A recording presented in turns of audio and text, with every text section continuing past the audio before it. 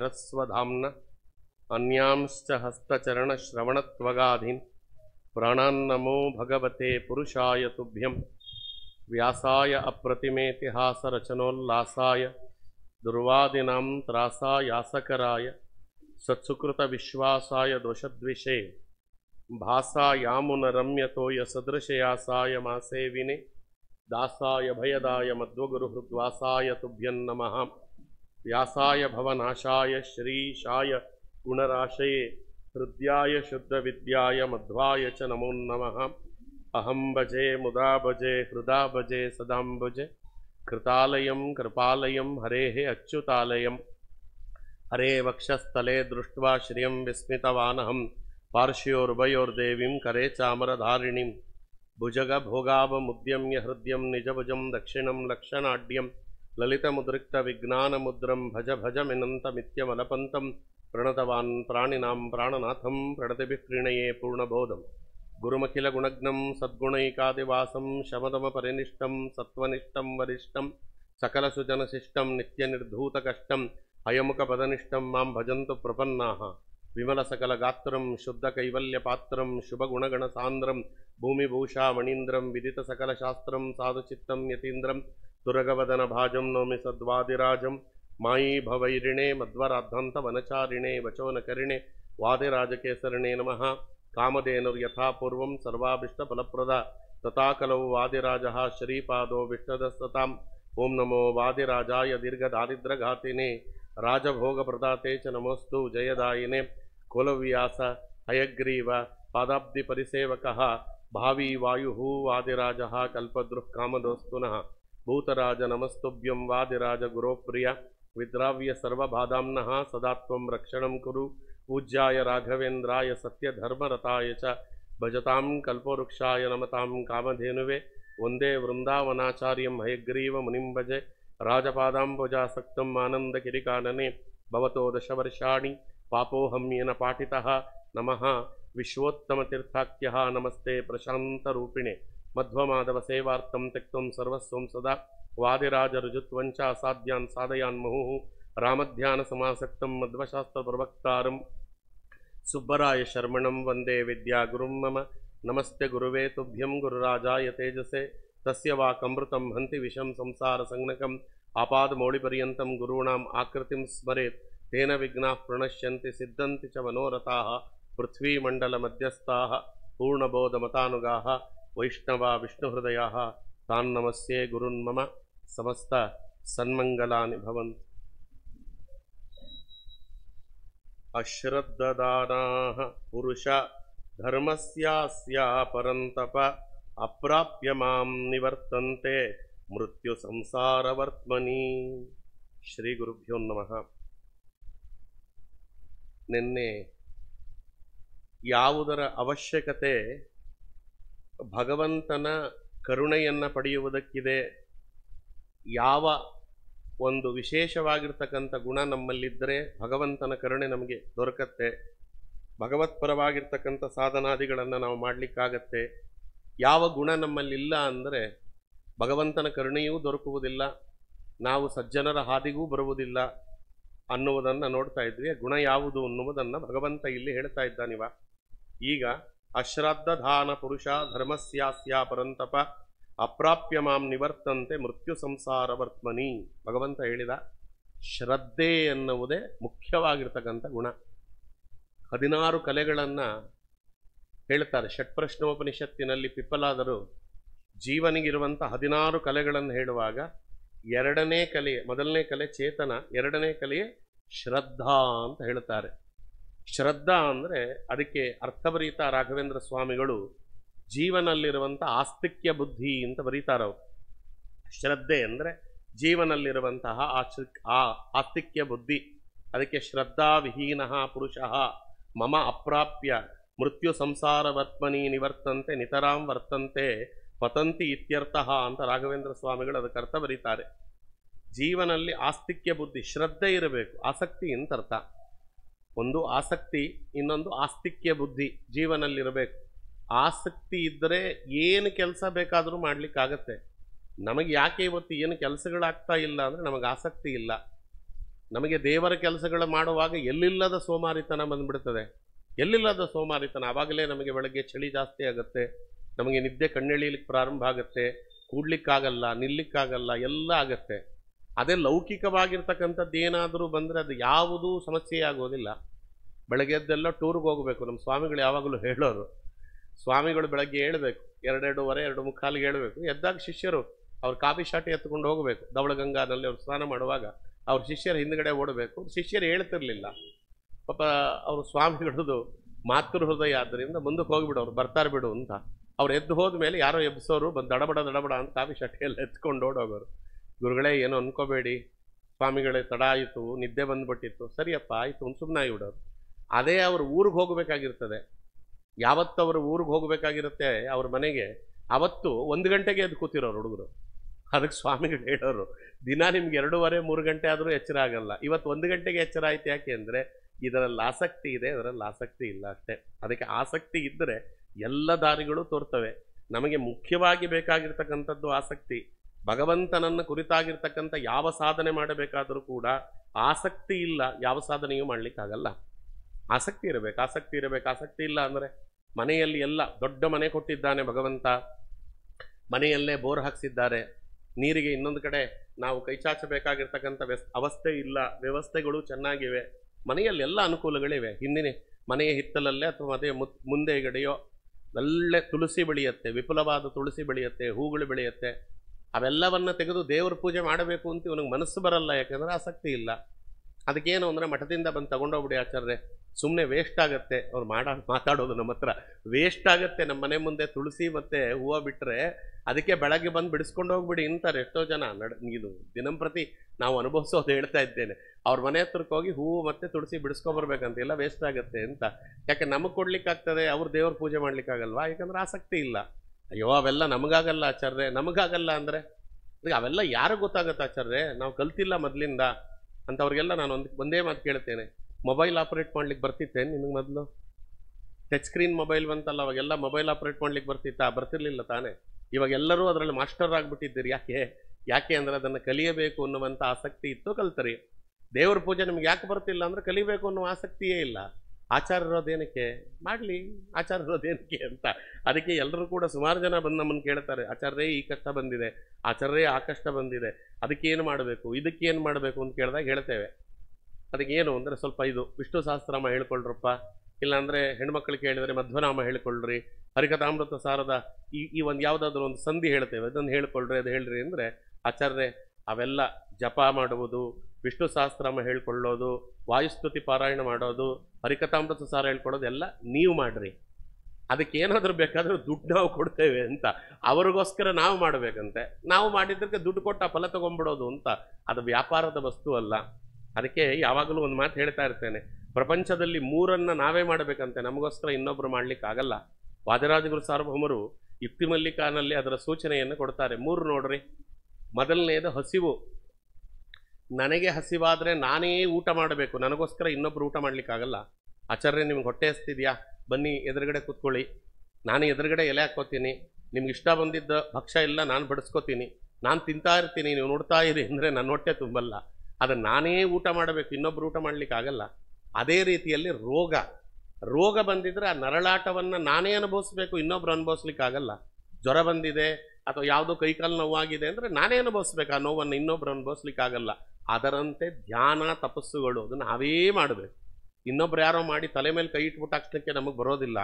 ಅಲ್ಲ, ಹಿಂದೆ ಆಗಿದೆಯಲ್ಲ ಆಚಾರ್ಯ ಅಂದರೆ ಯಾವುದೋ ಜನ್ಮದಲ್ಲಿ ಅವರು ಸಾಧನೆ ಮಾಡಿಕೊಂಡಿರ್ತಾರೆ, ಕೊನೇ ಗಳಿಗೆಯ ಸಾಧನೆ ಉಳಿದಿರ್ತದೆ, ಗುರುಗಳ ಉಪದೇಶದಿಂದ ಅವರಿಗೆ ಸಾಧನೆ ಸಿದ್ಧಿಸ್ತದೆ ಹೊರತು ಯಾರೂ ಕೂಡ ಕೂತಿದ್ದಂಗೆ ಜ್ಞಾನಿಗಳಾಗುವುದಿಲ್ಲ. ರಾತ್ರಿ ಕಳೆದು ಬೆಳಗಾಗುವಷ್ಟರೊಳಗೆ ಅವರೆಲ್ಲರೂ ಕೂಡ ಅಪರೋಕ್ಷವನ್ನು ಪಡೆಯುವುದೂ ಇಲ್ಲ. ಅವೆಲ್ಲ ಜನ್ಮಾಂತರದ ಸಾಧನೆ, ಸಾವಿರಾರು ಜನ್ಮಗಳಿಂದ ಸಾಧನೆ ಮಾಡಿರ್ತಾರೆ. ಕೊಂಚ ಉಳ್ಕೊಂಡಿರ್ತದೆ ಕೊನೆಯಲ್ಲಿ. ಧ್ರುವರಾಜರ ಕಥೆಯನ್ನು ಕೇಳ್ತೀವಿ. ಧ್ರುವರಾಜರಿಗೆ 6 ತಿಂಗಳಲ್ಲಿ ಹೆಂಗೆ ಸಿದ್ಧಿ ಆಯಿತು, ಭಗವಂತ 6 ತಿಂಗಳಲ್ಲಿ ಹೇಗೆ ಅವರಿಗೆ ದರ್ಶನ ಕೊಟ್ಟ ಅಂತ. ವಿಷ್ಣು ಶರ್ಮ ಅನ್ನುವಂಥ ಒಬ್ಬ ಬ್ರಾಹ್ಮಣ ಪುತ್ರ, ಅದು ನಮಗೆ ಈ ವಿಷ್ಣು ಪುರಾಣದಲ್ಲಿ ಆ ಕಥೆ ಬರ್ತದೆ. ಅವ ಹಿಂದಿನ ಜನ್ಮದಲ್ಲಿ ವಿಷ್ಣು ಶರ್ಮ ಅನ್ನುವಂಥ ಒಬ್ಬ ಬ್ರಾಹ್ಮಣ ಪುತ್ರ. ಅವನು ಭಾಳ ಸಾಧನೆ ಮಾಡಿದ್ದಂತೆ, ತಪಶ್ಚರ್ಯಾದಿಗಳನ್ನು ಮಾಡಿದ್ದ. ಇನ್ನು 6 ತಿಂಗಳು ಉಳ್ಕೊಂಡಿತ್ತು. ಇನ್ನು 6 ತಿಂಗಳು ಸಾಧನೆ ಮಾಡಿಬಿಟ್ಟಿದ್ರೆ ಭಗವಂತನ ದರ್ಶನವಾಗಿ ಬಿಡ್ತಿತ್ತು ಅವನಿಗೆ. ಇನ್ನು 6 ತಿಂಗಳು ಉಳ್ಕೊಂಡಿತ್ತು. ಆ ಸಂದರ್ಭದಲ್ಲಿ ಒಬ್ಬ ರಾಜನ ಒಡ್ಡೋಲಗ ಬಂತಂತೆ. ರಾಜ ಬೇಟೆಗೆ ಅಂತ ಬಂದ.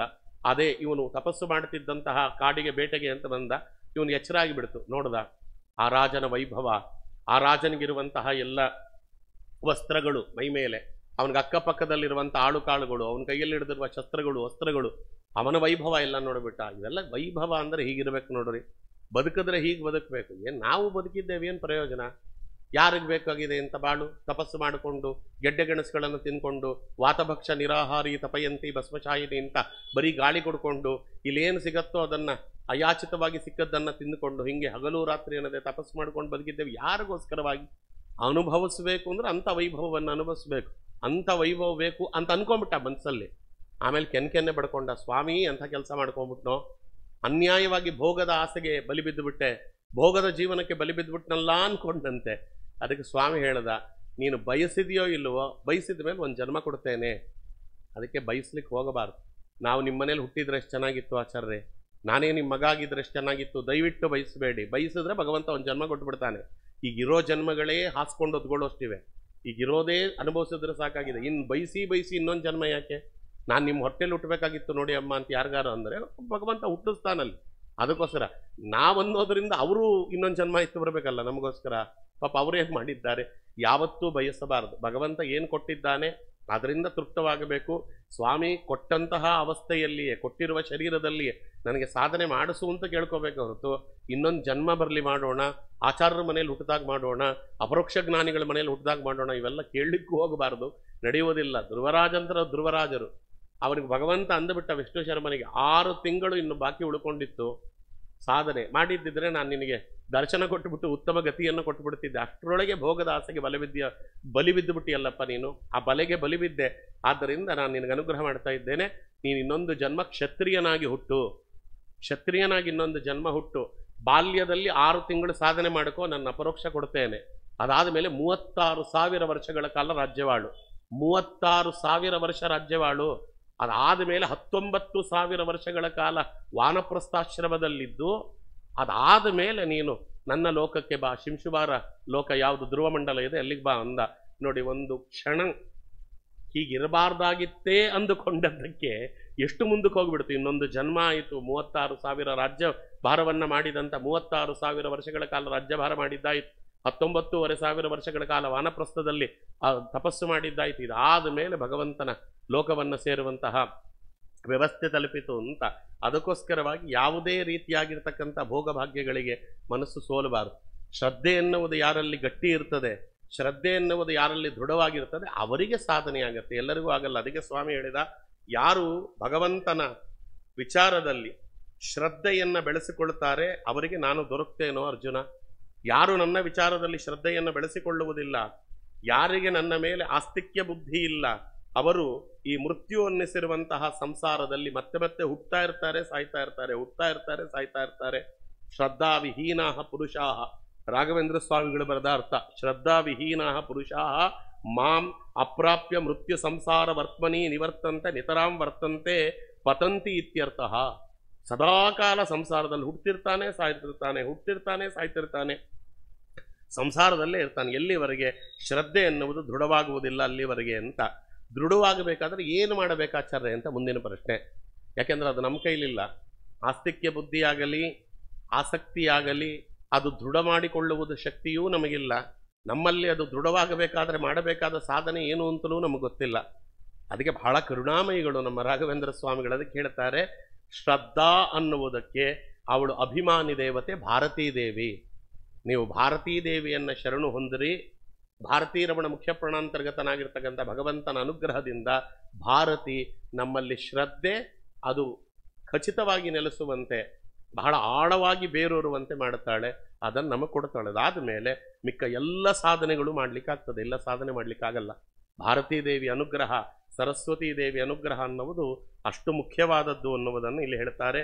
ಮಯಾ ತತಮಿದಂ ಸರ್ವಂ ಜಗದವ್ಯಕ್ತ ಮೂರ್ತಿನ ಮಸ್ತಾನಿ ಸರ್ವಭೂತಾನಿ ನಚಾಹಂ ತೇಷು ಅವಸ್ಥಿತಃ.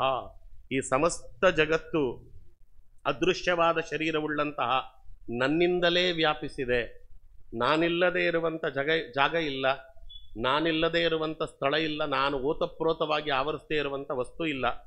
ಜಡಸಹಿತವಾದ ಎಲ್ಲ ಜೀವರಾಶಿಗಳನ್ನು ನಾನು ಆಕ್ರಮಿಸಿಕೊಂಡಿದ್ದೇನೆ, ಅವೆಲ್ಲವೂ ನನ್ನನ್ನೇ ಆಶ್ರಯಿಸಿಕೊಂಡಿದೆ, ಆದರೆ ನಾನು ಯಾರನ್ನೂ ಆಶ್ರಯಿಸಿಕೊಂಡಿಲ್ಲ ಅಂತಾನೆ ಸ್ವಾಮಿ. ಅದಕ್ಕೆ ಇಲ್ಲಿ ಮಯಾ ತತಮಿದಂ ಅಂತಿದೆ. ತತ ಅಂದ್ರೆ ಏನು? ರಾಘವೇಂದ್ರ ಸ್ವಾಮಿಗಳು ಅದಕ್ಕೆ ಅರ್ಥ ಬರೆದರು, ಮಯಾ ತತಂ ವ್ಯಾಪ್ತಂ ಅಂತ. ವ್ಯಾಪ್ತತ್ವೇ ಸರ್ವತ್ರ ಕುತೋನ ದೃಶ್ಯ ಇತ್ಯತೋ ಅವ್ಯಕ್ತೇತಿ ವಿಶೇಷಣಂ. ಅಲ್ಲಾಚಾರ್ಯರೇ, ಭಗವಂತ ಎಲ್ಲ ಕಡೆ ವ್ಯಾಪ್ತನಾಗಿದ್ದಾನೆ ಅಂತ ಹೇಳ್ತೀರಿ, ಅವ ಎಲ್ಲ ಕಡೆ ವ್ಯಾಪ್ತನಾಗಿದ್ರೆ ನಮಗೆ ಯಾಕೆ ಕಾಣುವುದಿಲ್ಲ ಅಂತ ಇನ್ನೊಂದು ಪ್ರಶ್ನೆ. ನಾವು ಹೆಂಗೆ ನಂಬೋದು? ಭಗವಂತ ವ್ಯಾಪ್ತನಾಗಿದ್ದಾನೆ ಅಂತ ಹೆಂಗೆ ನಂಬೋದು? ವ್ಯಾಪ್ತನಾಗಿದ್ರೆ ಅವ ಕಾಣಬೇಕಪ್ಪ. ಅದಕ್ಕೆ ರಾಘವೇಂದ್ರ ಸ್ವಾಮಿಗಳು ಹೇಳಿದರು, ಅವನು ಸರ್ವತ್ರ ವ್ಯಾಪ್ತನಾಗಿದ್ರು ಕುತೋನ ದೃಶ್ಯ ಇತ್ಯತೋ, ನಮಗೆ ಯಾಕೆ ಕಾಣುವುದಿಲ್ಲ ಅನ್ನುವ ಪ್ರಶ್ನೆಗೆ ಅವ್ಯಕ್ತೇತಿ ವಿಶೇಷಣಂ, ಭಗವಂತನೇ ಹೇಳಿಬಿಟ್ಟ ನಾನು ಅವ್ಯಕ್ತ. ಅಲ್ಲ, ಎಲ್ಲ ಕಡೆಗೆ ವ್ಯಾಪ್ತನಾಗಿರುವವ ಅವ್ಯಕ್ತನೇ ಹೇಗಾಗ್ತಾನೆ ಅಂತ ಕೇಳಿದರೆ ಗಾಳಿಯಂತೆ ಅಂತ ಅದಕ್ಕೆ ಉದಾಹರಣೆ ಕೊಡ್ತಾರೆ. ಗಾಳಿ ಎಲ್ಲ ಕಡೆ ಇದೆಯೋ ಇಲ್ವೋ? ಇದೆ. ಗಾಳಿ ಇರುವುದರಿಂದಲೇ ನಾವು ಬದುಕಿರುವುದು. ಅಂತರ್ಬಹಿಶ್ಚ, ಹೊರಗಡೆ ಗಾಳಿ ಒಳಗಡೆ ಗಾಳಿ, ಎರಡು ಕಡೆಯೂ ಗಾಳಿ ಇದೆ. ಪ್ರಾಣವಾಯು ಇದೆ, ಹೊರಗಡೆ ಪ್ರವಾಹವಾಯು ಇದೆ. ಎರಡಿರುವುದರಿಂದಲೇ ನಾವು ಬದುಕಿರುವುದು ಅನ್ನುವುದು ಎಷ್ಟು ಸತ್ಯ. ಆದರೆ ಗಾಳಿ ನಮ್ಮ ಕಣ್ಣಿಗೆ ಕಾಣುವುದಿಲ್ಲ. ಎಲ್ಲ ಕಡೆ ಗಾಳಿ ವ್ಯಾಪ್ತವಾಗಿದೆ, ಗಾಳಿಯೇ ಕಣ್ಣಿಗೆ ಕಾಣುವುದಿಲ್ಲ. ಆ ಗಾಳಿಗೆ ಆಧಾರಭೂತನಾಗಿರ್ತಕ್ಕಂಥ ಭಗವಂತ ಹೇಗೆ ಕಣ್ಣಿಗೆ ಕಾಣುತ್ತಾನೆ? ಅದಕ್ಕೆ ತತಂ ಇತ್ಯುಕ್ತ ಜಗತ ಆಧಾರತ ಸ್ವಸಾಧ್ಯೇಯತ ಘಟಾದೇಹಿ ಇವ ಪ್ರಾಪ್ತ ತಾಂ ನಿರಾಹ ಮತ್ಸ್ಥಾನತೀತಿ ಅಂತ. ಈಗ ನೋಡ್ರಿ, ಮಣ್ಣು ಬಡಕೆಯಾಗಿ ಪರಿವರ್ತಿತವಾಯಿತು, ಹಾಗೆ ಭಗವಂತನನ್ನು ಹೇಳಬಾರದು ಅಂತ ಸುಮಾರು ವ್ಯಾಖ್ಯಾನಗಳಲ್ಲಿ ಆಗಿದೆ. ಭಗವಂತ ಹೇಗೆ ಓತಪ್ರೋತವಾಗಿ ಎಲ್ಲದರ ಕಡೆ ವ್ಯಾಪಿಸಿದ್ದಾನೆ ಅಂತ ಕೇಳಿದರೆ, ಮಣ್ಣಿನಿಂದ ಮಡಕೆ ಹೇಗಾಯಿತೋ ಹಾಗೆ ಉಪಾದಾನ ಕಾರಣದಿಂದ ಭಗವಂತ ಜಗತ್ತಾಗಿ ಬಿಟ್ಟ ಅಂತ ಹೇಳುವಂತಹ ವ್ಯಾಖ್ಯಾನಗಳು, ಹೇಳುವಂಥ ಮತಗಳಿವೆ. ಅದಕ್ಕಿಲ್ಲಿ ಹೇಳ್ತಾರೆ ಹಾಗಲ್ಲ. ಮಣ್ಣಿನಿಂದ ಮಡಕೆ ಆದರೆ ಮಣ್ಣಿನ ಆಧಾರದಲ್ಲಿ ಮಡಕೆ ಇರ್ತದೆ, ಮಡಕೆ ಆಧಾರದಲ್ಲಿ ಮಣ್ಣಲ್ಲ. ಹಾಗೆ ಹೇಳಬಾರದು. ಅದಕ್ಕೆ ಹೇಳಿದ್ರು ತಾಂ ನಿರಾಹ ಮತ್ಸ್ಥಾನೀತಿ ಮತ್ ಆಧಾರತ್ಯೈವ ಸರ್ವಭೂತಾನಿ ಜಡ ಜೀವಜಾತಾನಿ ತೇಷು ಚಾಹಂ ನಾವಸ್ಥಿತಃ ತದಾಧಾರತೆಯ ತದುಪಜೀವನೇನ ನಮರ್ಥ ಇತ್ಯರ್ಥಃ. ಅದಕ್ಕೆ ಇಲ್ಲಿ ಕೊನೆಯಲ್ಲಿ ಹೇಳಿದ್ದು ನಚ್ಚಾಹಂ ತೇಷು ಅವಸ್ಥಿತಃ ಅಂತ. ನನ್ನನ್ನು ಆಧರಿಸಿಕೊಂಡು ಪ್ರತಿಯೊಂದು ಇದೆ ಹೊರತು ನಾನು ಯಾರನ್ನೂ ಆಧರಿಸಿಕೊಂಡಿಲ್ಲ ಅಂದ ಮೇಲೆ ಇದಕ್ಕೆ ಉದಾಹರಣೆಯಂತೆ ಮಣ್ಣಿನಿಂದ ಮಡಕೆಯಾದಂತೆ ಭಗವಂತ ಉಪಾದಾನ ಕಾರಣದಿಂದ ಜಗತ್ತಾಗಿ ಬಿಟ್ಟ ಅಂತಲ್ಲ ವ್ಯಾಖ್ಯಾನವನ್ನು ಮಾಡಬಾರದು ಅನ್ನುವುದನ್ನು ಇಲ್ಲಿ ಹೇಳ್ತಾರೆ. ಜಡ ಪದಾರ್ಥಗಳಿಂದ ಸಹಿತವಾದ ಜೀವರಾಶಿಗಳೆಲ್ಲವೂ ಕೂಡ ನನ್ನನ್ನು ಆಶ್ರಯಿಸಿಕೊಂಡಿದೆಯೇ ಹೊರತು ನಾನು ಯಾರನ್ನೂ ಆಶ್ರಯಿಸಿಕೊಂಡಿಲ್ಲ ಅಂತ ಭಗವಂತ ಹೇಳ್ತಾನೆ. ಮತ್ತೆ ಯಾಕೆ ಕಾಣಿಸುವುದಿಲ್ಲ ಅನ್ನುವ ಪ್ರಶ್ನೆಗೆ ಅದಕ್ಕೆ ಗಾಳಿ ಅಂತ ಹೇಳಿದ್ದು. ಮತ್ತೆ ಯಾವುದಕ್ಕೆ ಭಗವಂತ ಕಾಣಿಸಿಕೊಳ್ತಾನೆ ಅನ್ನುವುದಕ್ಕೆ ನಚಮತ್ಸ್ಥಾನಿ ಭೂತಾನಿ ಪಶ್ಯಮೇ ಯೋಗಮೈಶ್ವರಂ ಭೂತಭೃನ್ನಚ ಭೂತಸ್ಥೋ ಮಮಾತ್ಮ ಭೂತಭಾವನಃ ಅಂತ. ಭಗವಂತ ಸ್ಪರ್ಶನ ಇಂದ್ರಿಯಗಳಿಂದ ತಾನು ಗೋಚರನಲ್ಲ. ಈ ಸ್ಪರ್ಶ ಚರ್ಮಾದಿ ಇಂದ್ರಿಯಗಳಿಗೆ ಅವ ಗೋಚರನಲ್ಲ. ಅವು ಭಗವಂತನನ್ನು ಆಶ್ರಯಿಸಿಕೊಂಡಿದೆ ಎನ್ನುವುದು ಎಷ್ಟು ಸತ್ಯವೋ ಅವು ಯಾವುದಕ್ಕೂ ಭಗವಂತ ಗೋಚರ ಅಲ್ಲ. ಈ ಹೊರಗಿನ ಕಣ್ಣಿಗೆ ಭಗವಂತ ಕಾಣುವುದಿಲ್ಲ, ಹೊರಗಿನ ಕಿವಿಗಳಿಗೆ ಭಗವಂತನ ಸದ್ದು ಕೇಳುವುದಿಲ್ಲ. ಭೂತಭೃನ್ನಚ ಭೂತಸ್ಥೋ ಮಮಾತ್ಮ ಭೂತಭಾವನಃ. ಅದಕ್ಕೆ ಜಡಸಹಿತವಾದ ಜೀವರಾಶಿಗಳ ಉತ್ಪತ್ತಿಗೆ ಕರ್ತೃವಾದರೂ ಭಗವಂತನ ಶರೀರ ಎಲ್ಲರಿಗೂ ಆಧಾರಭೂತವಾಗಿದೆ ಹೊರತು ಯಾರೂ ಭಗವಂತನಿಗೆ ಆಧಾರ ಅಲ್ಲ. ಭಗವಂತ ಎಲ್ಲರ ಶರೀರದಂತೆ ಅವನ ಶರೀರ ಅಲ್ಲ, ಸಚ್ಚಿದಾನಂದ ರೂಪವಾಗಿರ್ತಕ್ಕಂಥದ್ದು ಅನ್ನುವುದನ್ನು ಇಲ್ಲಿ ಹೇಳ್ತಾರೆ. ಅದಕ್ಕೆ ರಾಘವೇಂದ್ರ ಸ್ವಾಮಿಗಳು ತ್ವಗಿಂದ್ರಿಯೇಣ ತಂ ಜ್ಞಾತ್ವ ಅನ್ಯೋನ್ಯ ಧರ್ಮ ಸಂಕ್ರಾಂತಿಂ ಚ ಸಾಧ್ಯ ನತಿಷ್ಠಂತೆ ಭಗವತಃ ಪ್ರಾಕೃತ ಸ್ಪರ್ಶರಾಹಿತ್ವಾತ್ ಅಂತ ಹೇಳ್ತಾರೆ. ಹಾಗಾದರೆ ಭಗವಂತನ ಅನುಭವ ನಮಗಾಗೋದೇ ಇಲ್ಲವೇ ಅಂತ ಕೇಳಿದರೆ ಪ್ರಾಕೃತವಾಗಿರ್ತಕ್ಕಂಥ ಶರೀರಾದಿಗಳಿಗೆ ಆಗುವುದಿಲ್ಲ ಅಂತ ಅರ್ಥ ಮಾಡಬೇಕು. ಮತ್ತು ಯಾವುದಕ್ಕಾಗತ್ತೆ ಅಂದರೆ ಜ್ಞಾನ ಚಕ್ಷುಷಿಗೆ ಭಗವಂತ ಕಾಣ್ತಾನೆ. ಹಾಗಂತಲೇ ಜ್ಞಾನ ಚಕ್ಷುಷನ್ನು ಸಂಜಯನಿಗೂ ಕೊಟ್ಟದ್ದು. ಮುಂದೆ ವಿಶ್ವರೂಪ ದರ್ಶನವನ್ನು ಮಾಡುವಾಗ ಅರ್ಜುನನಿಗೂ ದಿವ್ಯ ದೃಷ್ಟಿಯನ್ನು ಕೊಡ್ತಾನೆ. ಭಗವಂತನನ್ನು ಕಾಣಲಿಕ್ಕೆ ದಿವ್ಯ ದೃಷ್ಟಿ ಬೇಕು. ಭಗವಂತನ ಅನುಭವವನ್ನು ಪಡೆಯಲಿಕ್ಕೆ ದಿವ್ಯವಾಗಿರ್ತಕ್ಕಂಥದ್ದೇ ಬೇಕು. ಸ್ವರೂಪ ದೇಹದಲ್ಲಿರ್ತಕ್ಕಂತಹ ಅವಯವಗಳಿಗೆ ಭಗವಂತನ ಸ್ಪರ್ಶಾದಿಗಳ ಅನುಭವ ಆಗ್ತದೆ, ಈ ಹೊರಗಿನ ಲೋಕಕ್ಕಲ್ಲ. ಹೊರಗಿನಿಂದ ಇರುವಂತಹ ಈ ಚರ್ಮ ಅಸ್ಥಿಗತವಾಗಿರ್ತಕ್ಕಂಥ ಶರೀರಾದಿಗಳಿಗಲ್ಲ ಅನ್ನುವುದನ್ನು ಅಲ್ಲಿ ಹೇಳುತ್ತಾರೆ. ಕಾರಣ ಏನು ಅಂತ, ಅದು ತಡೆದುಕೊಳ್ಳುವುದಿಲ್ಲ ಅಂತ ಅರ್ಥ. ಈಗ ಭಗವಂತ ಯಾಕೆ ನಮ್ಮ ಕಣ್ಣು ಕಾಣಲ್ಲ ಆಚಾರ್ಯ ಅಂತ ಕೇಳಿದರೆ, ಸೂರ್ಯನನ್ನು ನೋಡು ಅಂತ ಹೇಳಿದರು. ಸೂರ್ಯನನ್ನೇ ನೋಡ್ಲಿಕ್ಕಾಗಲ್ಲ ನಮ್ಮ ಕಣ್ಣಿಂದ, ಕಣ್ಣು ಸುಟ್ಟೋಗ್ತದೆ. ಸೂರ್ಯನನ್ನು ನೋಡಬೇಡಿ ಅಂತ ಹೇಳ್ತಾರೆ ವಿಜ್ಞಾನದಲ್ಲಿ, ಜಾಸ್ತಿ ನೋಡಬೇಡ್ರಿ, ಒಂದು ನಿಮಿಷ. ಅದಕ್ಕೆ ಸೂರ್ಯನನ್ನು ನೋಡುವಾಗ ಇದನ್ನು ಹೇಳಿದರು. ಇದೊಂದು ಮುದ್ರೆ ಇದೆ, ಸೂರ್ಯನನ್ನು ನೋಡುವ ಮುದ್ರೆ. ಈ ಮುದ್ರೆಯನ್ನಿಟ್ಟುಕೊಂಡು ಸೂರ್ಯನನ್ನೊಂಚೂರು ನೋಡ್ರಿ ಅಂತ. ಅದೆಷ್ಟು ಕಾಣಬೇಕೋ ಅಷ್ಟು ಕಾಣ್ತದೆ ಅಂತ ಈ ಮುದ್ರೆಯನ್ನಿಟ್ಕೊಂಡು ಜೋಕ್ಷ ಸೂರ್ಯನ್ ದೃಶೆ, ಅದಕ್ಕೂ ಮಂತ್ರ ಹೇಳುವಾಗ ಈ ಜೋಕ್ಷ ಸೂರ್ಯನ್ ದೃಶೆ ಇದನ್ನಿಟ್ಟುಕೊಂಡು ನೋಡ್ರಿ. ಜ್ವಾಲಾಲಾಭೇನ ಸೂರ್ಯಸ್ಥಿತಂಬೋ ಜ್ಯೋತಿ ಜೋಕ್ಷ ಸೂರ್ಯನ್ ದೃಶೆ ಅಂತ ಶ್ರಾದ್ದದಲ್ಲದೊಂದು ಮಂತ್ರ ಇದೆ. ನಾವಿಲ್ಲಿ ದೀಪಗಳನ್ನು ಹಚ್ಚಲಿಕ್ಕಾಗಲ್ಲ, ಆದ್ದರಿಂದ ಸೂರ್ಯನಲ್ಲಿರುವಂಥ ಜ್ಯೋತಿಯನ್ನೇ ಜ್ಯೋತಿ ಅಂತ ಪಿತೃದೇವತೆಗಳಿಗೆ ಅರ್ಪಿಸ್ತಾ ಇದ್ದೇನೆ ಅಂತ ಮಂತ್ರದ ಅರ್ಥ. ಅದನ್ನ ಇಟ್ಕೊಂಡು ಅದಕ್ಕೆ ಅವಾಗ ಸೂರ್ಯನ್ ನೋಡ್ಬಿಡಪ್ಪ ಒಂದ್ಸತಿ ಅಂತ. ಹೆಂಗ್ ನೋಡೋದಾಚಾರ್ಯ ನೀವೇ ನೋಡ್ಬಿಡಿ ಅಂತಾರೆ ಅಲ್ಲಿರೋರು. ಅದಕ್ಕೆ ಹಿಂಗ್ ಮಾಡ್ಲಿಕ್ಕೆ ಬರಲ್ಲ, ಈ ಮುದ್ರೆ ಮಾಡ್ಲಿಕ್ಕೆ ಬರಲ್ಲ. ಹೆಂಗ್ ಮಾಡೋದಾಚಾರ್ಯ, ಅದಕ್ಕೆ ಹಿಂಗಿಟ್ಕೊಂಡು ನೋಡ್ತೀನಿ ಅಂತ ಅವೆಲ್ಲ ಇದೆ. ಯಾಕೆ ಈ ಮುದ್ರೆ ಮಾಡಬೇಕು ನೋಡಿ, ಕಣ್ಣಿಗೆ ಅದರಿಂದ ಯಾವ ರೀತಿಯಾದಂಥ ಆಪತ್ತು ಆಗಬಾರದು. ಸೂರ್ಯನನ್ನೇ ನೋಡುವ ಶಕ್ತಿ ಕಣ್ಣಿಗಿಲ್ಲ ಅಂದ ಮೇಲೆ ಭಗವಂತನನ್ನು ನೋಡ್ಲಿಕ್ಕಾಗ್ತದ? ಕೋಟಿ ಸೂರ್ಯ ಸಮಪ್ರಭ ಅಂತ, ಕೋಟಿ ಅಂದ್ರೆ ಅನಂತ ಅಂತ ಅರ್ಥ. ಅನಂತ ಸೂರ್ಯರ ಪ್ರಭೆಯನ್ನ ಮೀರಿಸುವಂತಹ ಪ್ರಭೆ ಭಗವಂತನದು, ತಡ್ಕೊಳ್ಳಿಕ್ಕಾಗುವುದಿಲ್ಲ. ಈಗ 0 ಕ್ಯಾಂಡ್ಲ್ ಬಲ್ಪು ಅದರೊಳಗೆ 1000 ವೋಲ್ಟ್ ವಿದ್ಯುತ್ ಹೋದರೆ ಒಡೆದೋಗ್ತದೆ ಅಷ್ಟೇ ಅದು. ಅದಕ್ಕೆ ಚರ್ಮಾದಿಗಳಿಗೆ ಭಗವಂತನನ್ನ ಸ್ಪರ್ಶಾದಿಗಳನ್ನು ಮಾಡುವಂಥ ಶಕ್ತಿ ಇಲ್ಲ. ಯಾಕೆ ಅಂದರೆ ಆಗಲ್ಲ. ಇದು ಕೇವಲ ಲೌಕಿಕವಾಗಿ ಜೀವನ ಮಾಡಲಿಕ್ಕೆ ಏನು ಬೇಕೋ ಅಷ್ಟು ಸಾಮರ್ಥ್ಯವನ್ನು ಮಾತ್ರ ಪಾಂಚಭೌತಿಕವಾದ ಶರೀರಕ್ಕೆ ಸ್ವಾಮಿ ಕೊಟ್ಟಿದ್ದಾನೆ. ಅದಕ್ಕೆ ದಿವ್ಯವಾಗಿರ್ತಕ್ಕಂಥ ಶರೀರವನ್ನು ತೆಗೆದುಕೊಂಡೇ ಭಗವಂತನ ದರ್ಶನಾದಿಗಳನ್ನು, ಭಗವಂತನ ಸ್ಪರ್ಶಾದಿಗಳನ್ನು ಮಾಡಬೇಕು. ಇಲ್ಲ, ಅವ ಕರುಣಾಶಾಲಿ, ಅವ ನಮಗೆ ತೋಚುವಂತಹ, ನಮ್ಮ ಕಣ್ಣಿಗೆ ಕಾಣುವಂತಹ, ನಮಗೆ ಗೋಚರವಾಗುವಂತಹ, ನಮ್ಮ ಸ್ಪರ್ಶಾದಿಗಳಿಗೆ ವ್ಯಕ್ತವಾಗುವಂಥ ರೂಪವನ್ನು ಅವನು ತೆಗೆದುಕೊಂಡು ಬರಬೇಕು. ಕೃಷ್ಣರಾಮಾದಿ ರೂಪದಲ್ಲಿ ತೆಗೆದುಕೊಂಡು ಬಂದಂತೆ ಅವನು ತೆಗೆದುಕೊಂಡು ಬಂದರೆ ನಾವು ನೋಡಬಹುದು.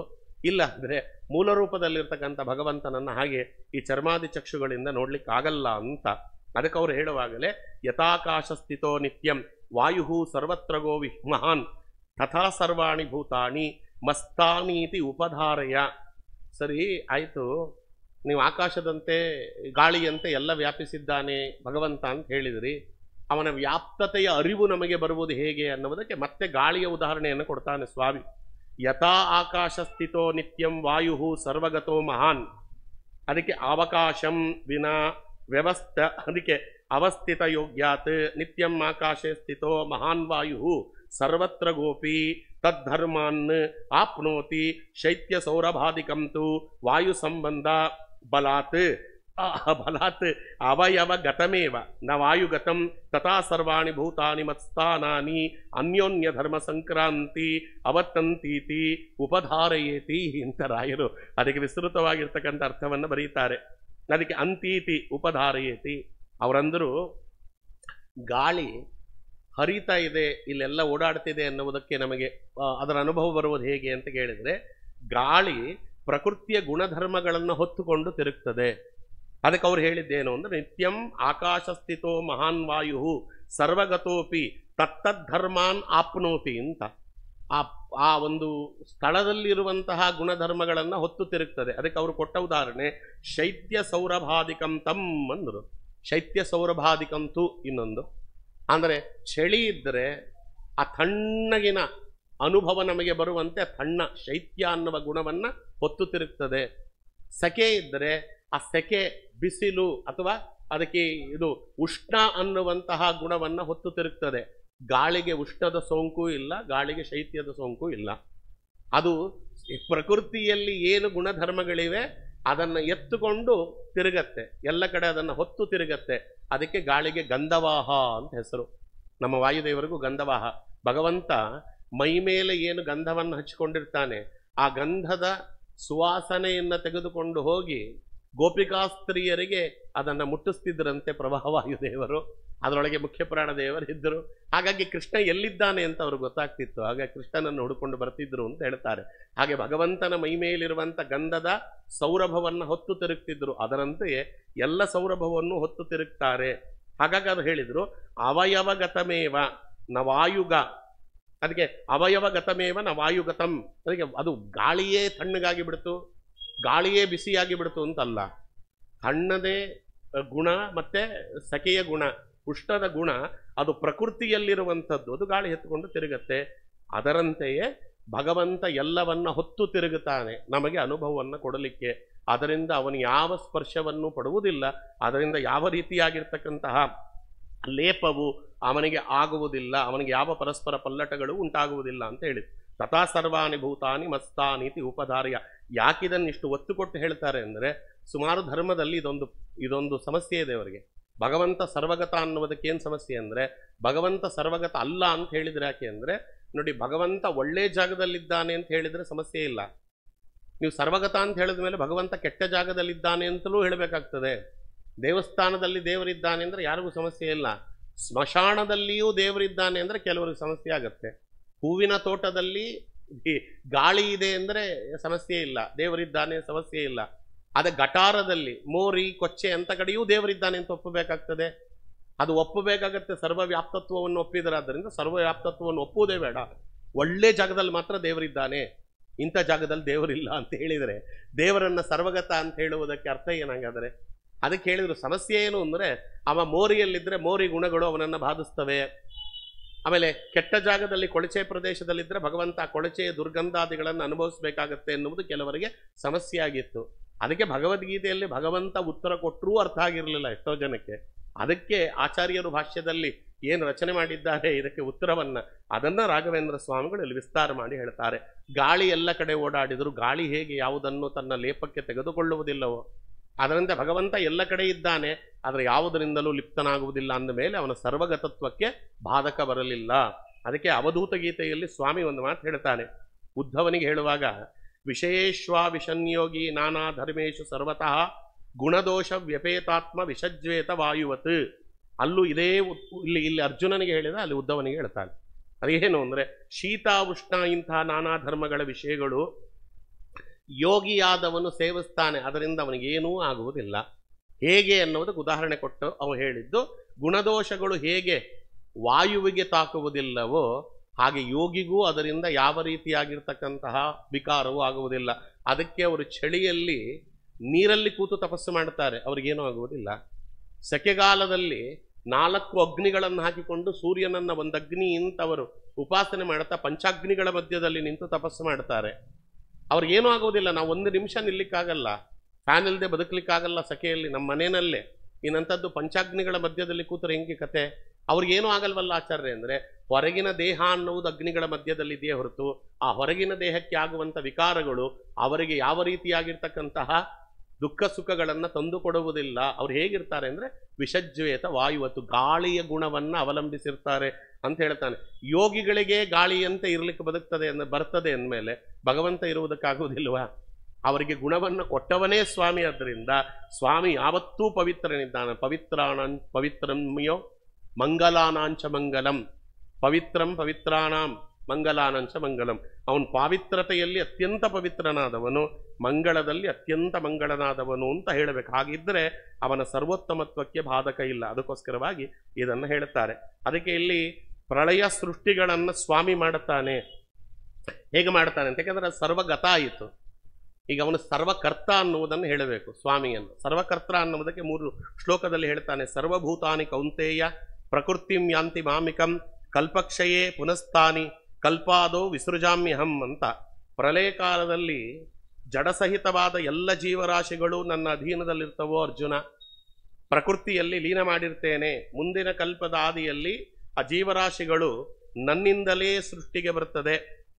ಮಹಾಲಕ್ಷ್ಮಿಯನ್ನು ಉಪಯೋಗಿಸಿಕೊಂಡು ನಾನು ಪ್ರಕೃತಿಯನ್ನು, ಮೂಲ ಪ್ರಕೃತಿ ಮತ್ತು ಜಡ ಪ್ರಕೃತಿ ಅವೆರಡನ್ನು ಉಪಯೋಗಿಸಿಕೊಂಡು ಸೃಷ್ಟಿಯಾದಿಗಳನ್ನು ಮಾಡ್ತೇನೆ ಅಂತ. ಕಲ್ಪಕ್ಷಯೇ ಪ್ರಳಯಕಾಲೇ ಸರ್ವಾಣಿ ಭೂತಾನಿ ಸ ಜಡಜೀವ ಜಾತಾನಿ ಮಾಮಿಕಾಂ ಮತ್ ಅಧೀನಂ ತ್ರಿಗುಣಾತ್ಮಿಕಂ ಪ್ರಕೃತಿಂ ಯಾಂತಿ ತತ್ರ ಲೀಯಂತೆ. ಅಂದರೆ ಅದು 3 ಗುಣಗಳಾಗಿ, ಸತ್ವ ರಜಸ್ಸು ತಮಸ್ಸು ಅಂತ 3 ಗುಣಗಳ ರೂಪದಲ್ಲಿ ಅದು ನನ್ನೊಳಗಿರ್ತದೆ.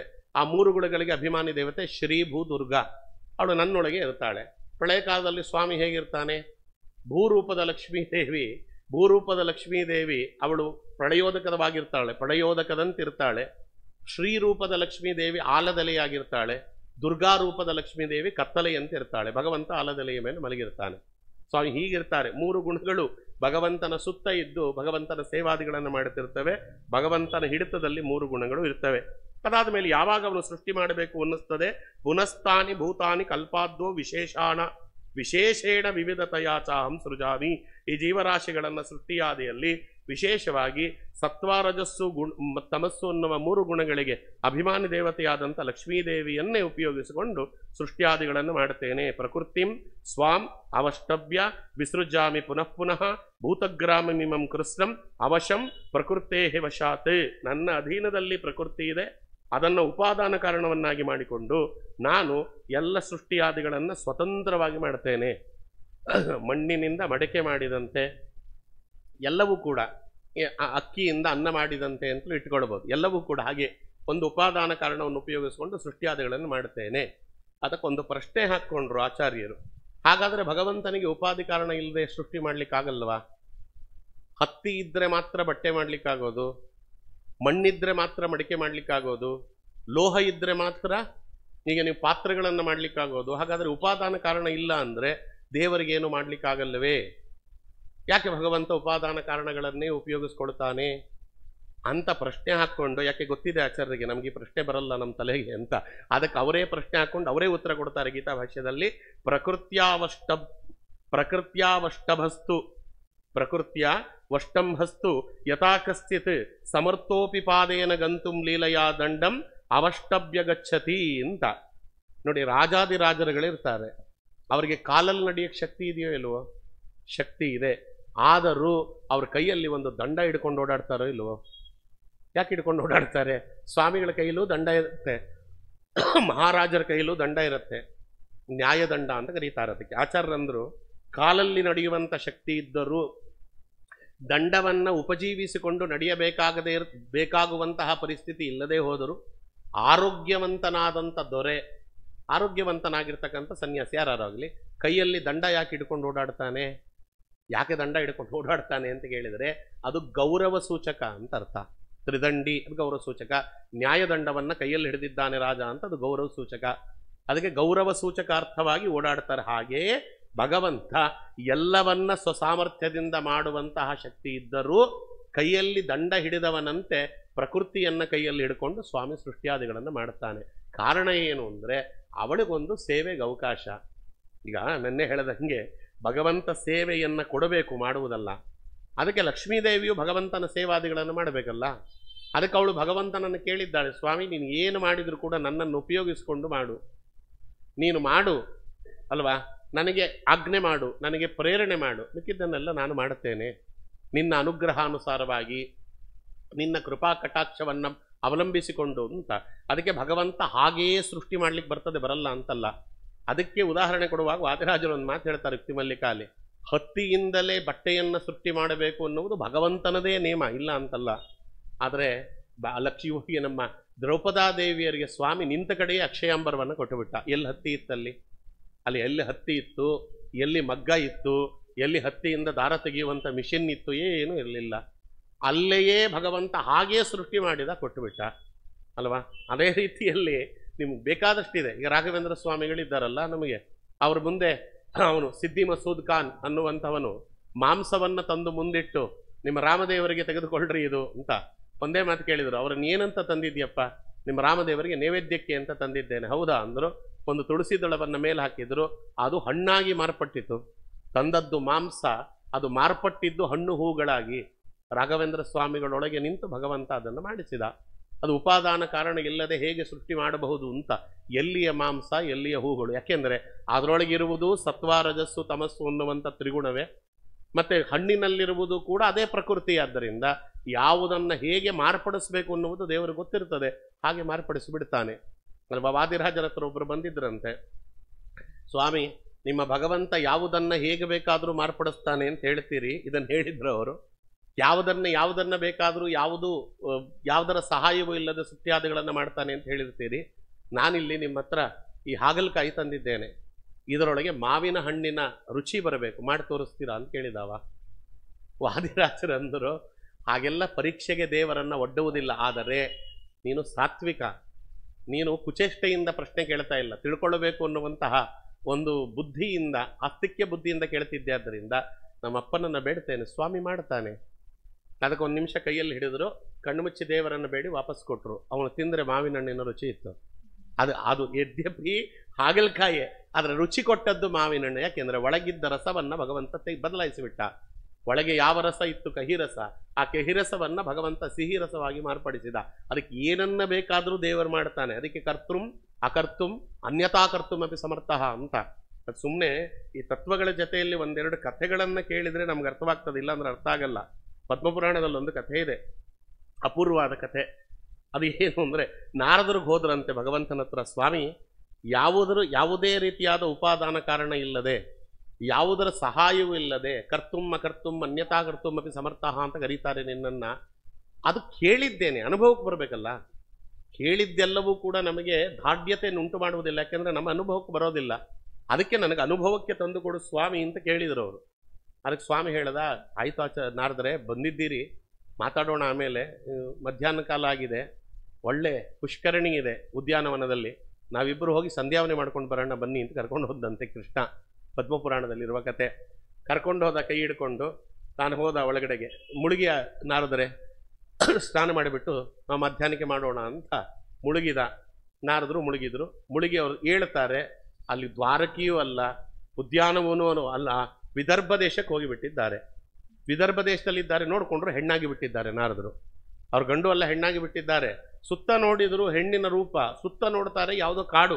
ವಿದರ್ಭ ದೇಶದಲ್ಲಿ ಒಂದು ಕಾಡಿನ ಮಧ್ಯದಲ್ಲಿರುವ ಪುಷ್ಕರಣಿ ಮಧ್ಯದಲ್ಲಿ ಇದ್ದಾರೆ ಅವರು. ಸರಿ ಆಯಿತು, ಏನಾಯಿತು ಅಂದ್ರೆ ವಿದರ್ಭ ದೇಶದ ರಾಜ ಬಂದಂತೆ ಬೇಟೆಗೆ ಅಂತ. ಮೊದಲೇ ಸೌಂದರ್ಯದ ಕನಿ ನಾರದರು. ಇನ್ನು ಹೇಳಿ ಕೇಳಿ ಹೆಣ್ಣು ಬೇರೆ ಆಗಿದ್ರು, ಅವ್ರನ್ನ ನೋಡಿದ, ಮದುವೆ ಆಗಿಬಿಟ್ಟ. ನೋಡಿ, ಮದುವೆ ಆಗಬಾರದು ಅಂತ ಮನಸ್ಸು ಬರಬೇಕಾಗಿತ್ತಲ್ಲ, ಮನಸ್ಸು ಬರಲಿಲ್ಲ. ಕೊಟ್ಟರುಂಟು ದೇವರು, ಇಲ್ಲ ಅಂದ್ರೆ ಇಲ್ಲ, ಮದುವೆ ಆಗಿಬಿಟ್ರು. ಮದುವೆ ಆದ ಮೇಲೆ 1,000 ಜನ ಮಕ್ಕಳಾದ್ರಂತೆ ಅವರಿಬ್ಬರಿಗೂ. 1,000 ಜನ ಮಕ್ಕಳು. ಲಾಲನೆ ಪಾಲನೆ ಎಲ್ಲ ಮಾಡ್ತಿದ್ದಾರೆ, ಎಲ್ಲ ಆಯಿತು. ಆ ದೇಶದ ಮೇಲೆ ಶತ್ರುಗಳು ತಾವು ಆಕ್ರಮಣ ಮಾಡಿದ್ರು. ನಾರದರು, ಇವರು ಯಾರು ಹೆಣ್ಣಾಗಿದ್ರಲ್ಲ ನಾರದರು, ಅವರೇ ಸಾರಥ್ಯವನ್ನು ಮಾಡಿಕೊಂಡು ಹೋದ್ರಂತೆ ಯುದ್ಧಕ್ಕೆ. ವಿದರ್ಭ ದೇಶದ ರಾಜ ಕೂತಿದ್ದಾನೆ, ಯುದ್ಧ ಮಾಡ್ತಾ ಇದ್ದಾನೆ. ಯುದ್ಧ ಮಾಡ್ತಾ ಮಾಡ್ತಾ 1000 ಜನ ಮಕ್ಕಳು ಸತ್ರು ಯುದ್ಧದಲ್ಲಿ. ಇದು ನೋಡ್ತಾ ಇದ್ದಾರೆ ಕಣ್ಣಲ್ಲಿ. ಕೊನೆಯಲ್ಲಿ ಬಾಣ ಬಿಟ್ಟ ಆ ಶತ್ರು ದೇಶದ ರಾಜ, ಅದು ಬಂದು ಇವರ ಗಂಡನ ಕುತ್ತಿಗೆಗೆ ಹೊಡೆಯಿತು. ಅವರೂ ಪ್ರಾಣ ಬಿಡುವಂತ ಪರಿಸ್ಥಿತಿ. ಇವರು ಅಲ್ಲಿಂದ ಕೆಳಗಡೆ ಜಿಗಿದು ರಥದ ಮೇಲೆ ಹತ್ತಿ ತನ್ನ ಗಂಡನ ಶರೀರವನ್ನು ತೊಡೆ ಮೇಲೆ ಮಲಗಿಸ್ಕೊಂಡು, ಅಯ್ಯೋ ನನ್ನ ಗಂಡ ಸತ್ತೋಗ್ತಾ ಇದ್ದಾನೆ, ಯಾರಾದರೂ ಕಾಪಾಡಿ ಕಾಪಾಡಿ ಅಂತ ಕಿರಿಸ್ತಾ ಇದ್ದಾರೆ. ಎಷ್ಟೊತ್ತು ಮುಳುಗಾಗ್ತೀರಿ ನಾರದ್ರೆ, ಮೇಲೇಳಿಯಿಂದ ಸ್ವಾಮಿ. ಅವರು ಮುಳುಗಿದ್ದಾರೆ, ಇನ್ನೂ ಏಳ್ಲಿಕ್ಕಿನ್ನ ಮುಂಚೆ ಇಷ್ಟೆಲ್ಲ ಸೃಷ್ಟಿ ಮಾಡಿ ತೋರಿಸ್ಬಿಟ್ಟ. ಕೈ ಮುಗಿದ್ಬಿಟ್ರು, ಸ್ವಾಮಿ ನಿನ್ನ ಸವಾಸ ಕಷ್ಟ ಕಣೋ, ಇನ್ನೊಂದ್ಸತಿ ಬರಲ್ಲ ನಿನ್ನ ಹತ್ರ, ಈ ಥರ ಎಲ್ಲ ಮಾಡಿಬಿಟ್ರೆ ಹೆಂಗೆ ಅಂತ ನಮಸ್ಕಾರ ಹಾಕಿ ಹೋದರು ಅಂತ ಒಂದು ಕತೆ. ಅಂದ್ರೆ ಎಂಥ ಭಗವಂತ ಅವ. ಕರ್ತುಂ ಅಕರ್ತುಂ ಅನ್ಯತಾ ಕರ್ತುಂ ಅಪಿ ಸಮರ್ಥಃ. ಯಾವ ಉಪಾದಾನ ಕಾರಣವೂ ಇಲ್ಲ, ಯಾವುದೂ ಇಲ್ಲ, ಸ್ವತಂತ್ರವಾಗಿ ಒಂದು ಕ್ಷಣ. ಮುಳುಗಿ ಏಳಲಿಕ್ಕೆ ಎಷ್ಟೊತ್ತು ಬೇಕು? ಮುಳುಗಿ ಏಳುವುದರೊಳಗೆ 1000 ವರ್ಷದ ಕಥೆಯನ್ನು ತೋರಿಸಿಬಿಟ್ಟ ಸ್ವಾಮಿ. ಇದು ಭಗವಂತನ ಸಾಮರ್ಥ್ಯ. ಅದಕ್ಕೆ ಅವನನ್ನು ಸರ್ವೋತ್ತಮ ಅಂತ ಕರೀತಾರೆ ಅಂತ. ಆ ಕಥೆಗಳಿಂದ ನಾವು ಭಗವದ್ಗೀತೆಯ ತತ್ವಗಳನ್ನು ತಿಳ್ಕೊಳ್ಳಬೇಕು. ಮತ್ತೆ ಭಗವಂತನಿಗೆ ಕರ್ಮದ ಲೇಪ ಇಲ್ಲ ಅನ್ನುವುದನ್ನು ಇಲ್ಲಿ ಹೇಳ್ತಾ, ನಚಮಾಂ ತಾನಿ ಕರ್ಮಾಣಿ ನಿಬದ್ಧಂತಿ ಧನಂಜಯ ಉದಾಸೀನವತ್ ಆಸೀನಂ ಅಸಕ್ತಂ ತೇಷು ಕರ್ಮಸು ಅಂತ. ಸೃಷ್ಟ್ಯಾದಿ ಕರ್ಮಗಳನ್ನು ಭಗವಂತ ಮಾಡ್ತಾನಲ್ಲ, ಭಗವಂತನಿಗೆ ಆಯಾಸ ಆಗುವುದಿಲ್ಲವೇ? ಆಗುವುದಿಲ್ಲ. ಭಗವಂತನಿಗೆ ಆಯಾಸ ಆಗುವುದಿಲ್ಲ. ಮೊದಲನೇದು, ಭಗವಂತನಿಗೆ ಅದರ ಮೇಲೆ ಅಭಿಮಾನ ಬರುವುದಿಲ್ಲವೇ? ಬರುವುದಿಲ್ಲ. ಈಗ ನಮ್ಮ ಮನೆ ಮುಂದೆ ಒಂದು ಮುಳ್ಳಿನ ಗಿಡ ಬೆಳೆದಿರ್ತದೆ ಅಂದರೆ, ಆ ಮುಳ್ಳಿನ ಗಿಡವನ್ನು ಅವನೇ ಕಡಿಯಲ್ವಂತೆ, ಯಾರ ಕೈಯಲ್ಲೋ ಹೇಳಿ ಕಡಿಸ್ತಾನಂತೆ. ಯಾಕೆಂದ್ರೆ ಅವನು ಆ ಮುಳ್ಳಿನ ಗಿಡದ ಮೇಲೂ ಅವನಿಗೆ ಅಭಿಮಾನ ಬೆಳೆದಿರ್ತದೆ ಅಂತ. ಈಗ ಡಾಕ್ಟರ್ ಇರ್ತಾರೆ, ಅವ್ರು ಎಷ್ಟೆಷ್ಟೋ ಜನಕ್ಕೆ ಆಪರೇಷನ್ ಮಾಡಿರ್ತಾರೆ. ತನ್ನ ಹೆಂಡತಿಗೋ ಮಗಳಿಗೋ ಆಪರೇಷನ್ ಮಾಡ್ಬೇಕಾದ್ರೆ ಅವ್ರು ಮಾಡಲ್ಲ. ಅಲ್ಲೇ ಅರ್ಜುನ ಹೇಳ್ದಂಗೆ ಸೀದಂತಿ ಮಮಗಾತ್ರಾಣಿ ಅಂತ ಕೈ ನಡುಗಕ್ಕೆ ಶುರುವಾಗಿ ಬಿಡ್ತದೆ. ಅದಕ್ಕೆ ಇನ್ನೊಬ್ಬರ ಕೈಯಲ್ಲಿ ಆಪರೇಷನ್ ಮಾಡಿಸ್ತಾರೆ, ತಾವು ಮಾಡಲ್ಲ. ಯಾಕೆಂದ್ರೆ ಅಲ್ಲಿ ಅನುಬಂಧ, ಅಭಿಮಾನ ಅನ್ನುವುದು ಎಳೀತದೆ. ಅಂಥದ್ದು ತನ್ನ ಹೆಂಡತಿ ತನ್ನ ಮಕ್ಕಳು ಅನ್ನುವ ಅನುಬಂಧವೇ ಎಳೀತದಂತೆ. ಪ್ರಪಂಚವನ್ನೆಲ್ಲ ಸೃಷ್ಟಿ ಮಾಡಿದಂಥ ಸ್ವಾಮಿ ಹಾಗೆ ಎಲ್ಲವನ್ನ ನಾಶ ಮಾಡ್ತಾನಲ್ಲ, ಅವನಿಗೆ ಯಾವ ರೀತಿಯಾಗಿರ್ತಕ್ಕಂಥ ಬಂಧನ ಆಗುವುದಿಲ್ಲವೇ? ದುಃಖ ಆಗುವುದಿಲ್ಲವೇ ಅಂದ್ರೆ ಆಗುವುದಿಲ್ಲ. ಅದಕ್ಕೆ ಅವರಿಗೆ ಉದಾಹರಣೆ ಕೊಟ್ಟದ್ದು ಉದಾಸೀನವತ್ ಆಸೀನಂ ಅಸಕ್ತಂ ತೇಷು ಕರ್ಮಸು. ಭಗವಂತ ಉದಾಸೀನನಂತೆ ಇರ್ತಾನೆ, ಉದಾಸೀನ ಅಲ್ಲ. ಉದಾಸೀನವಾಗಿರುವುದು ಬೇರೆ, ಉದಾಸೀನನಂತೆ ಇರುವುದು ಬೇರೆ. ಉದಾಸೀನನಂತೆ ಸ್ವಾಮಿ ಇರ್ತಾನೆ. ಮತ್ತೆ ಸೃಷ್ಟ್ಯಾದಿ ಕರ್ಮಗಳನ್ನ ತಾನು ಮಾಡ್ತಾನೆ, ಅದರ ಬಂಧನಕ್ಕೆ ತಾನು ಒಳಪಟ್ಟಿಲ್ಲ. ಅದಕ್ಕೆ ಗೀತಾಭಾಷ್ಯದಲ್ಲಿ ಆಚಾರ್ಯರು ಹೇಳುವಾಗ ಉದಾಸೀನವತ್ ನತು ಉದಾಸೀನ ಆಚಾರ್ಯರು ಹೇಳಿದರು. ಉದಾಸೀನನಂತೆ ಇರ್ತಾನೆ. ಈಗ ಉದಾಸೀನನಾಗಿ ಬಿಟ್ರೆ ಅವನನ್ನ ದೇವರು ಅಂತ ಕರೆಯುವುದಿಲ್ಲ. ಉದಾಸೀನನಂತೆ ಇರ್ತಾನೆ, ಅವ ಉದಾಸೀನನಲ್ಲ. ಅದಕ್ಕೆ ಉದಾಸೀನವತ್ ನತು ಉದಾಸೀನ ತದರ್ಥಮಾಹ ಆಸಕ್ತಂ ಇತಿ ಅವಾಕ್ಯನಾದರಃ ಇತಿ ಶ್ರುತೇಃ ದ್ರವ್ಯಂ ಕರ್ಮ ಚ ಕಾಲಸ್ಯ ಸ್ವಭಾವೋ ಜೀವ ಏವ ಚ ಯದನುಗ್ರಹತಃ ಸಂತಿ ನ ಸಂತಿ ಯದುಪೇಕ್ಷೆಯ ಇತಿ ಭಾಗವತೆ ಅಂತ ಆಚಾರ್ಯರು ಭಾಗವತವನ್ನು ಕೊಟ್ಟು ಮಾಡ್ತಾರೆ. ಸೃಷ್ಟ್ಯಾದಿ ಕ್ರಿಯೆಗಳಲ್ಲಿ ಭಗವಂತ ತಟಸ್ಥನಂತೆ ಇರ್ತಾನೆ ಹೊರತು ಅವ ತಟಸ್ಥನಲ್ಲ. ಅದನ್ನ ಉದಾಸೀನವತ್ ಅನ್ನುವ ಶಬ್ದ ಹೇಳುತ್ತದೆ. ಅಸಕ್ತಂ ಅಂದ್ರೆ ಕರ್ಮಫಲಗಳಲ್ಲಿ ಸ್ನೇಹವಿಲ್ಲದೆ ಇರ್ತಾನೆ, ಅದು ಸ್ಪಷ್ಟಪಡಿಸ್ತದೆ. ಅದಕ್ಕೆ ಶ್ರುತಿಯಲ್ಲಿ ಅವಾಕ್ಯನಾದರಹ ಅಂತ ಹೇಳಿದ್ದಾರೆ. ಸೃಷ್ಟ್ಯಾದಿ ಕ್ರಿಯೆಗಳಲ್ಲಿ ಭಗವಂತ ಆದರ ಇಲ್ಲದವನು ಮಾಡ್ತಾನೆ, ಆದರ ಇಲ್ಲ. ಆದರ ಇಲ್ಲ ಅಂದ್ರೆ ಅದರ ಮೇಲೆ ಅಭಿಮಾನ ಇಲ್ಲ ಅಂತ ಅದಕ್ಕೆ ಕೋಟ್ ಮಾಡ್ತಾ, ಪ್ರಕೃತಿಯ ಧರ್ಮಗಳಾಗಲಿ, ಧರ್ಮಗಳ ಕರ್ಮಗಳಾಗಲಿ, ಧರ್ಮಗಳ ಕಾಲವಾಗಲಿ, ಪ್ರಕೃತ್ಯಾದಿಗಳ ಸ್ವಭಾವವಾಗಲಿ, ಚೇತನವಾಗಲಿ ಎಲ್ಲವೂ ಭಗವಂತನ ಅನುಗ್ರಹದಿಂದ ಆಗ್ತವೆ. ಭಗವಂತ ಉಪೇಕ್ಷೆ ಮಾಡಿದರೆ ಯಾವುದೂ ಆಗುವುದಿಲ್ಲ. ಅದಕ್ಕೋಸ್ಕರ ಸ್ವಾಮಿ ಎಷ್ಟು ಸಂತೋಷದಿಂದ ಸೃಷ್ಟಿ ಮಾಡ್ತಾನೋ ಅಷ್ಟೇ ಸಂತೋಷದಿಂದಲೇ ಭಗವಂತ ಅದನ್ನ ಲಯ ಮಾಡುತ್ತಾನೆ. ಯಸ್ಯ ಆಸ್ತಕ್ಯೈವ ಸರ್ವ ಕರ್ಮಶಕ್ತಿ ಕುತಃ ತಸ್ಯ ಸರ್ವ ಕರ್ಮಬಂಧ ಇತಿ ಭಾವ ನ ಕರ್ಮಣ ವರ್ಧತೆ ನೋಕನೀಯಾನ್ ಇತಿ ಹಿ ಶ್ರುತಿ ಯಹ ಕರ್ಮಣಿ ನಿಯಮಯತಿ ಕಥಂ ತಂ ಕರ್ಮ ಬದ್ನಾತಿ. ಆಸಕ್ತಿ ಇಲ್ಲದೆ ನಿರಾಯಾಸವಾಗಿ ಜಗತ್ತಿನ ಸೃಷ್ಟ್ಯಾದಿಗಳನ್ನು ಮಾಡುವ ಭಗವಂತನಿಗೆ ಯಾವುದೇ ಕರ್ಮದ ಬಂಧ ಇಲ್ಲ.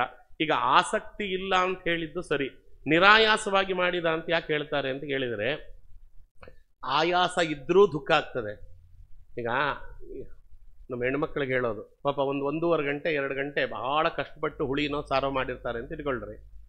ಯಾರಿಗೋ ಮಾಡಿರೋದು, ಅವ್ರಿಗಲ್ಲ, ಇರಲಿ ಏನಾರು ಹಾಕ್ಕೊಂಡೋಗಿ, ಯಾರೋ ಇಸ್ಕೊಂಡೋಗ್ಬೇಕು ಅಂತ ಅನ್ಕೊಂಡಿರ್ತಾರೆ, ಮಾಡಿರ್ತಾರೆ. ಯಾವುದೋ ಮಗು ಬಂದು ಅದನ್ನು ತಳ್ಳಿಬಿಡ್ತದೆ ಕೆಳಗಡೆಗೆ. ಅವರಿಗೆ ಯದ್ಯಪಿ ಅದು ನಮ್ಮದಲ್ಲ, ಆದರೂ ಮಗು ತಳ್ಳಿದೆ, ಅವ್ರಿಗೆ ದುಃಖ ಆಗ್ತದೋ ಇಲ್ವೋ? ಯಾಕೆ ದುಃಖ ಆಗತ್ತೆ ಅಂದರೆ ಅವ್ರು ಹೇಳ್ತಾರೆ, 1.5 ಗಂಟೆ ಕಷ್ಟಪಟ್ಟು ಮಾಡಿದ್ದೆ, 1 ನಿಮಿಷಕ್ಕೆ ಅನ್ಯಾಯವಾಗಿ ನೀಗ್ಬಿಟ್ಟಲ್ಲ, ಹಾಳು ಮಾಡಿಬಿಟ್ಟಲ್ಲ ಅಂತ ಬೈತಾರೆ. ಅದಕ್ಕೆ ಭಗವಂತನಿಗೆ ಶ್ರಮವಾಗಿದ್ದರೂ ಅವನಿಗೆ ದುಃಖ ಆಗಬೇಕಾಗಿತ್ತು. ಯದ್ಯಪಿ ಅವನಿಗೆ ಅದರಲ್ಲಿ ಆಧಾರ ಇಲ್ಲದೆ ಹೋದ್ರೂ ಪರವಾಗಿಲ್ಲ, ಅದು ಶ್ರಮ ಆಗಿದೆ, ತುಂಬ ಕಷ್ಟಪಟ್ಟು ಮಾಡಿದ್ದೀನಯ್ಯ, ಅನ್ಯಾಯವಾಗಿ ಹಾಳಾಗಿ ಬಿಡುತ್ತಲ್ಲ ಅಂತವಾದರೂ ದುಃಖವಾಗಬೇಕಾಗಿತ್ತು. ಭಗವಂತನಿಗೆ ಶ್ರಮವೇ ಆಗಿಲ್ಲ. ಇಚ್ಛಾ ಮಾತ್ರಂ ಪ್ರಭೋ ಸೃಷ್ಟಿ ಅಂತ ಅದಾಗಲಿ ಅಂದ್ರೆ ಆಯಿತು ಅಂತ ಅರ್ಥ. ಭಗವಂತನಿಗೆ ಯಾವ ಶ್ರಮವೂ ಇಲ್ಲ, ಆದ್ದರಿಂದ ಭಗವಂತನಿಗೆ ಕರ್ಮದ ಬಂಧನ ಹೇಗಾಗ್ತದೆ ಅಂತ ಇಲ್ಲಿ ಕೇಳ್ತಾ ಆಚಾರ್ಯರು ಹೇಳಿದರು. ಪರಮಾತ್ಮನಿಗೆ ಸತ್ಕರ್ಮದಿಂದ ವೃದ್ಧಿಯೂ ಇಲ್ಲ, ಅದಕ್ಕೆ ನ ಕರ್ಮಣ ವರ್ಧತೆ ನೋಕನೀಯಾನ್ ಅಂತ ವೇದದಲ್ಲಿ ಹೇಳುತ್ತದೆ. ಭಗವಂತನಿಗೆ ಕರ್ಮದಿಂದ ವೃದ್ಧಿಯೂ ಇಲ್ಲ, ಕರ್ಮ ಮಾಡದೇ ಇರುವುದರಿಂದ ಹ್ರಾಸವೂ ಇಲ್ಲ ಅಂತ ಶ್ರುತಿ ಹೇಳುತ್ತದೆ. ಕರ್ಮವನ್ನೇ ನಿಯಂತ್ರಣ ಮಾಡುವಂಥ ಶ್ರೀಹರಿ ಆ ಕರ್ಮದಿಂದ ಹೇಗೆ ಬಂಧಿತನಾಗ್ತಾನೆ? ನಮಗೆ ತತ್ವ ಹೇಳಿದ್ರೆ ಸರಿಯಾಗಿ ಅರ್ಥ ಆಗಲ್ಲ ಆಚಾರ್ಯ.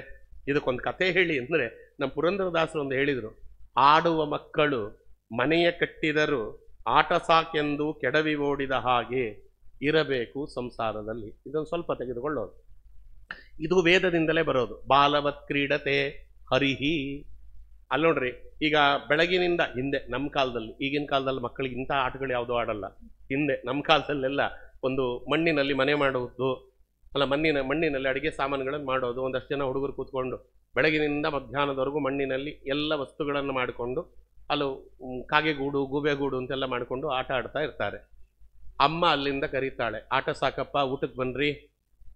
ಮಕ್ಕಳಿಗೆ ಅರ್ಥ ಆಗ್ತದೆ, ಓಹೋ ಇದು ಆಟದ ಮನೆ, ಅದು ಊಟದ ಮನೆ, ಅಲ್ಲಿದೆ ನಮ್ಮ ಮನೆ, ಇಲ್ಲಿಗೆ ಬಂದೆ ಸುಮ್ಮನೆ. ಆಟದ ಮನೆಯನ್ನು ನೆಚ್ಚಿಕೊಂಡ್ರೆ ಊಟ ಸಿಗುವುದಿಲ್ಲ. ಊಟದ ಮನೆಗೆ ಹೋಗಬೇಕಾದ್ರೆ ಆಟದ ಮನೆಯನ್ನು ಬಿಟ್ಟು ಹೋಗಲೇಬೇಕು ಅಂತ. ಅದಕ್ಕೆ ಹೋಗುವಾಗ ಸುಮ್ಮನೆ ಹೋಗಲ್ಲ ಮಕ್ಕಳು. ತಾವು ಕಷ್ಟಪಟ್ಟು 3-4 ಗಂಟೆಯಿಂದ ಕಟ್ಟಿದಂಥ ಮನೆಗಳನ್ನು ತಾವೇ ಕಾಲಲ್ಲಿ ಒದ್ದು ಅದನ್ನೆಲ್ಲ ಹಾಳು ಮಾಡಿ ಹೋಗ್ತವೆ. ಯಾರೋ ಪಾಪ ವೃದ್ಧನಾದವನು ಕೂತಿದ್ರಂತೆ ತಾತ, ಅವನು ಕೇಳಿದ್ದಂತೆ, ಮಕ್ಕಳ ಬೆಳಗಿನಿಂದ ಬಹಳ ಕಷ್ಟಪಟ್ಟು ನೀವು ಈ ಮನೆಗಳನ್ನೆಲ್ಲ ಕಟ್ಟಿದ್ರಿ, ಮಣ್ಣಿನಲ್ಲಿ ಎಲ್ಲ ಮಾಡಿದ್ರಿ, ನೀವೇ ಅದನ್ನು ತುಳಿದು ಹಾಕಿ ಓಡೋಗ್ತಾ ಇದ್ದೀರಲ್ಲ, ನಿಮ್ಗೆ ದುಃಖ ಆಗಲಿಲ್ಲವೇ ಅಂತ ಕೇಳಿದರೆ ಆ ಮಕ್ಕಳು ಹೇಳ್ತಂತೆ, ತಾತ ನಿಂಗೆ ಬುದ್ಧಿ ಇಲ್ವಾ? ಮಕ್ಕಳು ಇವತ್ತು ಹೇಳೋದು, ನಮಗೂ ಹೇಳ್ತಾವೆ, ಆಚಾರ್ಯ ನಿಮ್ಗೆ ಬುದ್ಧಿ ಇಲ್ವಾ ಅಂತ. ಕರೆಕ್ಟ್, ನಮಗೆ ಬುದ್ಧಿ ಇಲ್ಲ, ಬುದ್ಧಿ ಇಲ್ದಿದ್ರೆ ಇಲ್ಲಿ ಯಾಕಿರ್ತಿದ್ವಿ ಅಂತ. ಆ ಮಕ್ಕಳ ಹತ್ರ ಪ್ರಶ್ನೆನೇ ಕೇಳ್ತಿರ್ಲಿಲ್ಲ. ಬುದ್ಧಿ ಇದ್ದರೆ ನಾವು ಯಾಕೆ ಪ್ರಶ್ನೆ ಕೇಳ್ತಿದ್ವಿ ಅಲ್ವಾ? ಅದಕ್ಕೋಸ್ಕರವಾಗಿ ಅದಕ್ಕೆ ಏನೇನು ಹೇಳಿದ್ರು, ಆ ಮಗು ಹೇಳಿತಂತೆ, ನಿಮಗೆ ಬುದ್ಧಿ ಇಲ್ವಾ ತಾತ? ನಮಗೆ ಮನೆ ಕಟ್ಟೋದು ಒಂದು ಆಟ ಹೇಗೋ, ಮನೆ ಕೆಡವಿ ಓಡುವುದು ಒಂದು ಆಟ ಅಂತ. ಇಷ್ಟೇ. ಅದಕ್ಕೋಸ್ಕರವಾಗಿ ಅದಕ್ಕೇನು ದುಃಖವೇ ಇಲ್ಲ. ಒಂದು ಮಕ್ಕಳಿಗೆ ಬುದ್ಧಿ ಇರುವುದಾದರೆ ನಮಗೆ ಬುದ್ಧಿ ಇಲ್ಲ ನೋಡ್ರಿ. ಅದಕ್ಕೆ ಮಕ್ಕಳಾಗದೆ ಹೋದರೆ ಮೋಕ್ಷ ಇಲ್ಲ ಅಂತ ಒಂದು ಮಾತಿದೆಯಲ್ಲ, ನಾವು ಅದನ್ನು ಸರಿಗೆ ಅರ್ಥ ಮಾಡ್ಕೊಳ್ಳಿಲ್ಲ. ಮಕ್ಕಳಾಗದೆ ಹೋದರೆ ಅಂದರೆ ನಮಗೆ ಮಕ್ಕಳಾಗದೆ ಹೋದರೆ ಮೋಕ್ಷ ಇಲ್ಲ ಅಂತ ಅರ್ಥ ಅಲ್ಲ. ಅದು ನಾವು ಮಗುವಿನಂತೆ ಆಗದೆ ಹೋದರೆ ಮೋಕ್ಷ ಇಲ್ಲ ಅಂತ. ಮಕ್ಕಳಿಗೆ ಹೇಗೆ ಬುದ್ಧಿ ಇರ್ತದೆ ನೋಡ್ರಿ, ಯಾವುದರ ಮೇಲೂ ಅಭಿಮಾನವಿಲ್ಲದೆ, ಯಾವುದನ್ನೂ ತಲೆಗೆ ಹಾಕಿಕೊಳ್ಳದೆ, ಎಲ್ಲವನ್ನ ಕೂಡ ಅಪ್ಪ ಅಮ್ಮನಿಗೆ ಬಿಟ್ಟು ತಾವು ನಿರ್ಮಲವಾಗಿ ಹೇಗಿರ್ತಾರಲ್ಲ ಆ ರೀತಿ ಬದುಕಲಿಕ್ಕೆ ನಾವು ಕಲೀಲಿಲ್ಲ, ಮಕ್ಕಳಂತೆ ಬದುಕಲಿಲ್ಲ ಅಂದ್ರೆ ನಮಗೆ ಮೋಕ್ಷ ಇಲ್ಲ ಅಂತ. ಇದೆಷ್ಟು ಅದ್ಭುತವಾಗಿರ್ತಕ್ಕಂತಹ ಮಾತದು. ಮನೆಯನ್ನ ಕಟ್ಟುವುದೊಂದು ಆಟ, ಮನೆಯನ್ನ ಕೆಡವಿ ಓಡುವುದೊಂದು ಆಟ. ಅದರಿಂದ ಅದರಲ್ಲಿ ಸಮಸ್ಯೆಯೇ ಇಲ್ಲ, ಅದನ್ನು ದುಃಖವಾಗುವಂತ ಪರಿಸ್ಥಿತಿಯೇ ಇಲ್ಲ ಅಂತ. ಕೃಷ್ಣನಲ್ಲಿ ನೀವು ಅದನ್ನು ನೋಡ್ರಿ, ಅಲ್ಲೂ ಗಾಂಧಾರಿ ಕೃಷ್ಣನಿಗೆ ಶಾಪ ಹಾಕಿದ್ಲಲ್ಲ, ಕೃಷ್ಣ ನೀನು ಮನಸ್ಸು ಮಾಡಿದ್ರೆ ಒಬ್ಬ ಕೌರವನನ್ನಾದರೂ ಉಳಿಸ್ಬೋದಾಗಿತ್ತು, ನಮಗೆ ಪಿಂಡ ಪ್ರದಾನ ಮಾಡ್ಲಿಕ್ಕೆ ಒಬ್ಬ ಇಲ್ಲ, ತರ್ಪಣಾದಿಗಳನ್ನು ಕೊಡ್ಲಿಕ್ಕೆ ಒಬ್ಬ ಇಲ್ಲದಂತೆ ಮಾಡಿದೆ. ನೀ ಮನಸ್ಸು ಮಾಡಿದ್ರೆ ಒಬ್ಬನನ್ನಾದರೂ ಉಳಿಸ್ಬೋದಾಗಿತ್ತು, ಅಷ್ಟು ಬಿಡು. ನೀ ಮನಸ್ಸು ಮಾಡಿದ್ರೆ ಪಾಂಡವರನ್ನು ಕೌರವರನ್ನು ಯುದ್ಧವಾಗದಂತೆ ತಡೀಬಹುದಾಗಿತ್ತು. ನಾ ಪಾಂಡವರನ್ನು ಬೈಯುವುದಿಲ್ಲ, ನಾನು ಕೌರವರನ್ನೂ ಕೂಡ ಆಕ್ಷೇಪಣೆ ಮಾಡುವುದಿಲ್ಲ, ನಾನು ಆಕ್ಷೇಪಣೆ ಮಾಡುವುದು ನಿನ್ನನ್ನೇ. ಎಲ್ಲವನ್ನ ನಿಂತು ನಡೆಸಿದ ಸೂತ್ರಧಾರ ನೀನೆ. ನೀ ಮನಸ್ಸು ಮಾಡಿದ್ರೆ ಯುದ್ಧವನ್ನು ತಡೀಬಹುದಾಗಿತ್ತು, ನೀನು ಮನಸ್ಸು ಮಾಡಿದ್ರೆ ಏನು ಬೇಕಾದರೂ ಮಾಡ್ಬೋದಾಗಿತ್ತು, ನೀ ಮಾಡಲಿಲ್ಲ. ಆದ್ದರಿಂದ ನಿನಗೆ ಶಾಪ ಹಾಕ್ತೇನೆ ನೋಡು. ಹೇಗೆ ಕೌರವರು ಮತ್ತು ಪಾಂಡವರು ಅಣ್ಣ ತಮ್ಮಂದರು ತಮ್ಮ ತಮ್ಮಲ್ಲೇ ಹೊಡೆದಾಡಿ ಸತ್ತರೋ, ಹಾಗೆ ಯಾದವರು ಕೂಡ ತಮ್ಮ ತಮ್ಮಲ್ಲೇ ಹೊಡೆದಾಡಿ ಸಾಯಿಲಿ ಅಂತ ಶಾಪ ಹಾಕಿದ್ಲು. ನಮ್ಮಂಥವ್ರಿಗೆ ಏನಾದ್ರು ಹಂಗೆ ಶಾಪ ಹಾಕಿದ್ರೆ ಏನು ಮಾಡ್ತಿದ್ವಿ ಹೇಳ್ರಿ? ಅವರ ಪಿತೃಪಿತಾಮಹ ಪ್ರಪಿತಾಮಹ ಎಲ್ಲರನ್ನ ತಂದು ಮುಂದಕ್ಕೆ ಬಾಗಿಲ್ಲಿ ಅಲ್ವಾ ಎಲ್ಲ ಮಾಡ್ತಿದ್ವ. ಕೃಷ್ಣ ನಗ್ತಾ ಇದ್ದಂತೆ. ಒಂದು ನಿಮಿಷ ಗಾಂಧಾರಿಗೆ ಅವಕ್ಕಾಗಿ ಬಿಟ್ಲು ಅವಳು. ಅಲ್ಲ ನಾನು ಏನಂದೆ, ಶಾಪ ಹಾಕಿದ್ನೋ ಏನು ಮಾಡಿದ್ನೋ, ಕೃಷ್ಣ ನಗ್ತಾ ಇದ್ದಾನಲ್ಲ ಅದು. ಕೃಷ್ಣ ಅಂದಂತೆ ಎಂಥ ಒಳ್ಳೆ ಕೆಲಸ ಮಾಡಿದೆ ಗಾಂಧಾರಿ, ಯಾದವರು ಬಂದದ್ದಾಯಿತು, ಅವ್ರು ಮಾಡಬೇಕಾದ ಕೆಲಸ ಎಲ್ಲ ಮಾಡಾಯಿತು, ಅವ್ರನ್ನ ಹೆಂಗೆ ವಾಪಸ್ ಕರ್ಕೊಂಡು ಹೋಗೋದು ಅಂತ ಯೋಚನೆ ಮಾಡ್ತಾ ಇದ್ದೆ, ಎಂಥ ಒಳ್ಳೆ ದಾರಿ ತೋರಿಸ್ಬಿಟ್ಟೆ, ಒಳ್ಳೇದಾಯ್ತು ಬಿಡು ಅಂತ ಹೇಳಿ ಹೋಗಿಬಿಟ್ಟ ಅಂತ ಭಾಗವತದಲ್ಲಿ ಮಹಾಭಾರತದಲ್ಲ ಕಥೆ ಇದೆ ನೋಡಿ. ಅದಕ್ಕೆ ತನ್ನ ಮಕ್ಕಳು ಮೊಮ್ಮಕ್ಕಳು ಮರಿಮಕ್ಕಳು ಹೊಡೆದಾಡ ಸಾಯ್ತಾ ಇದ್ದಾರೆ, ಭಗವಂತ ಸುಮ್ಮನೆ ಕೂತಿದ್ದ ಪಿಂಡಾರಕ ಕ್ಷೇತ್ರದಲ್ಲಿ ಆ ವಟವೃಕ್ಷದ ಕೆಳಗೆ ನೋಡ್ತಾ ನಗುತ್ತಾ ಕೂತಿದ್ದ. ಯಾವ ಯಾದವರನ್ನ ಜತನದಿಂದ ಕಾಪಾಡಿದನೋ, ಯಾವ ಯಾದವರ ಮೇಲೆ ಇನ್ನೊಬ್ಬರು ಕಣ್ಣು ಹಾಕದಂತೆ, ಅವರಿಗೆ ಯಾವುದೇ ರೀತಿಯಲ್ಲಿ ಆದಿವ್ಯಾಧಿಗಳಾಗದಂತೆ ಯಾವ ಸ್ವಾಮಿ ಕಾಪಾಡಿದ್ನೋ ಅವರೇ ತಮ್ಮಲ್ಲಿ ಹೊಡೆದಾಡ್ತಾ ಸಾಯ್ತಾ ಇದ್ದಾರೆ. ಸುಮ್ಮನೆ ನೋಡ್ತಾ ಇದ್ದ. ಅವರೆಲ್ಲ ಸತ್ತ ಮೇಲೆ ಆರಾಮಾಗಿ ಕೈ ಜಾಡಿಸಿಕೊಂಡು ಸ್ವಾಮಿ ಎದ್ದು ಬಂದ. ಇದು ಭಗವಂತನ ನಿರ್ಲಿಪ್ತತೆ. ಭಗವಂತ ಯಾವುದಕ್ಕೂ ಕೂಡ ತನ್ನನ್ನು ಅಂಟಿಸಿಕೊಳ್ಳುವುದಿಲ್ಲ. ಯಾಕೆ ಅಂದರೆ ಉದಾಸೀನವತ್ ಅಂತಾರೆ. ಅವರಿಗೆ ಹೆಂಗೆ ಎಲ್ಲವೂ ಲೀಲೆಯೇ. ಸೃಷ್ಟಿ ಮಾಡುವುದು ಹೆಂಗೆ ಒಂದು ಲೀಲೆಯೋ ಅದರಂತೆ ಅದನ್ನು ಲಯ ಮಾಡುವುದು ಒಂದು ಲೀಲೆಯೇ ಭಗವಂತನಿಗೆ. ಆದ್ದರಿಂದ ಅವನಿಗೆ ಲೇಪ ಇಲ್ಲ ಅನ್ನುವುದನ್ನು ಇಲ್ಲಿ ಹೇಳ್ತಾರೆ. ಹಾಗಾಗಿ ಇದೆಲ್ಲ ತಿಳಿದುಕೊಳ್ಳಬೇಕಾದ್ರೆ ಜ್ಞಾನ ಬೇಕು ಅಂತ. ಅವಜಾನಂತಿ ಮಾಮ್ಮೂಢ ಮಾನುಷಿಂ ತನುಮಾಶ್ರಿತಂ ಪರಂಭಾವಂ ಅಜಾನಂತೋ ಮಮ ಭೂತ ಮಹೇಶ್ವರಂ ಮೋಘಾಶ ಮೋಘಕರ್ಮಾಣು ಮೋಘಜ್ಞಾನ ವಿಚೇತಸಃ ರಾಕ್ಷಸಿಂ ಆಸುರಿಂ ಚೈವ ಪ್ರಕೃತಿಂ ಮೋಹಿನಿಂ ಶ್ರಿತ. ಅವಜಾನಂತಿ ಮಾಮ್ಮೂಢ ಮಾನುಷಿಂ ತನುಮಾಶ್ರಿತಂ. ಅಯೋಗ್ಯರಾದವರು ಮೂಢರಾದವರು ನನ್ನನ್ನು ಒಬ್ಬ ಮನುಷ್ಯ ಅಂತ ತಿಳಿತಾರೆ, ನನಗೂ ಸುಖ ದುಃಖಾದಿಗಳಿದೆ ಅಂತ ತಿಳಿತಾರೆ. ನೋಡ್ದ, ಕೃಷ್ಣನಿಗೂ ಅಪವಾದ ಬಂತು ಸಮಂತಕಮಣಿಯಿಂದ. ಕೃಷ್ಣನೂ ಸಂದೀಪನಿ ಋಷಿಗಳ ಹತ್ರ ಹೋಗಿ 64 ದಿನದಲ್ಲಿ ವಿದ್ಯೆ ಕಲಿತು ಬಂದ ಅಲ್ವಾ. ಕೃಷ್ಣನೂ ಜರಾಸಂಧನಿಗೆ ಹೆದರಿ ದ್ವಾರಕೆಯಲ್ಲಿ ನಾನು ನಗರವನ್ನು ನಿರ್ಮಾಣ ಮಾಡಿಕೊಂಡ ಅಂತಲೇ ತಿಳಿತಾರೆ, ಭಗವಂತನ ಲೀಲೆಗಳನ್ನು ತಿಳಿಯುವುದಿಲ್ಲ. ನೋಡ್ದ, ಕೃಷ್ಣನಿಗೆ ಎಷ್ಟು ಕಾಮ. 16,100 ಜನರನ್ನ ಮದುವೆ ಆದ್ನಲ್ಲ, 108 ಜನರನ್ನ ಅಂತ ಜನ ಮಾತಾಡ್ತಾರೆ. ಅವ ಬೆಣ್ಣೆ ಕದ್ದ, ಮೊಸರು ಕದ್ದ, ಹಾಲು ಕದ್ದ, ನವನೀತ ಚೋರ, ಗೋಪಿ ಜನ ಜಾರ ಅಂತಲೇ ಮಾತಾಡ್ತಾರೆ. ಯಾಕೆ? ಪರಂಭಾವಂ ಅಜಾನಂತ ಮಮ ಭೂತ ಮಹೇಶ್ವರಂ. ಅವರು ಯಾರಿಗೂ ಕೂಡ ಭಗವಂತ ಸರ್ವೋತ್ತಮ ಅನ್ನುವ ಜ್ಞಾನ ಇಲ್ಲ. ಭಗವಂತನಿಗೆ ಏನಾಗಬೇಕಾಗಿದೆ ಯಾವುದನ್ನು ಕದ್ದು? ಸುಮ್ಮನೆ ಸಂದರ್ಭ ಬಂತು ಅಂತ ವಾದಿರಾಜರು ಹೇಳಿದ ಒಂದು ಮಾತನ್ನು ಹೇಳ್ತೇನೆ. ಭಗವಂತ ಮಣ್ಣು ತಿಂದ ಅಂತ, ತುಂಬ ದೊಡ್ಡದು ಕಥೆ, ಇಲ್ಲಿಗೆ ಸರಿ ಹೋಗುವಂತೆ ಹೇಳೋದು. ಭಗವಂತ ಬೆಣ್ಣೆಯನ್ನು ಮಾತ್ರ ತಿನ್ನಲಿಲ್ಲ, ಭಗವಂತ ಮಣ್ಣನ್ನು ತಿಂದ. ಭಗವಂತ ಮಣ್ಣನ್ನು ಮಾತ್ರ ತಿನ್ನಲಿಲ್ಲ, ಭಗವಂತ ವಿಷವನ್ನೂ ಕುಡಿದ. ಕೂತನಿಗೆ ಮೊಲೆ ಹಾಲನ್ನೇ ಮೊದಲು ಕುಡಿದದ್ದವ ಅಲ್ವಾ. ಆದ್ದರಿಂದ ಬರೀ ಬೆಣ್ಣೆ ಕದ್ದ ಅಂತ ಯಾಕೆ ಭಗವಂತನಿಗೆ ದೂರ್ತೀರಿ? ವಿಷವನ್ನೂ ಕುಡಿದ, ಮಣ್ಣನ್ನೂ ತಿಂದ ಅಂತ ಹೇಳಬೇಕೋ ಇಲ್ವೋ? ಸುಮ್ಮನೆ ವಾದಿರಾಜರು ಪ್ರಶ್ನೆ ಮಾಡಿಕೊಳ್ತಾರೆ ರುಕ್ಮಿಣೀಶ ವಿಜಯದಲ್ಲಿ, ಭಗವಂತ ಮಣ್ಣನ್ನು ಯಾಕೆ ತಿಂದ? ಸುಮ್ಮನೆ ಅದಕ್ಕೆ ಉತ್ತರ ಕೊಡ್ತಾರವರು. ಏನಿಲ್ಲ, ಈಗ ನೋಡಿ, ಹಾಲು ಬರುವುದು ಯಾವುದರಿಂದ? ಹಸುವಿನಿಂದ ಹಾಲು ಬರ್ತದೆ. ಹಸುವಿನ ಕೆಚ್ಚಲಲ್ಲಿ ಹಾಲು ಉತ್ಪನ್ನವಾಗುವುದು ಯಾವುದರಿಂದ? ಹುಲ್ಲಿನಿಂದ. ಹುಲ್ಲನ್ನು ತಿಂತದೆ, ಹುಲ್ಲನ್ನು ತಿಂದಿದ್ದರಿಂದ ಹಾಲಾಗಿ ಮಾರ್ಪಾಟಾಗ್ತದೆ. ಹುಲ್ಲು ಬರುವುದು ಎಲ್ಲಿಂದ? ಮಣ್ಣಿನಿಂದ. ಆದರೆ ಜನ ಎಲ್ಲ ಹಾಲನ್ನು ನೋಡ್ತಾರೆ ಹೊರತು ಮಣ್ಣನ್ನು ಯಾರು ನೋಡ್ತಾರೆ?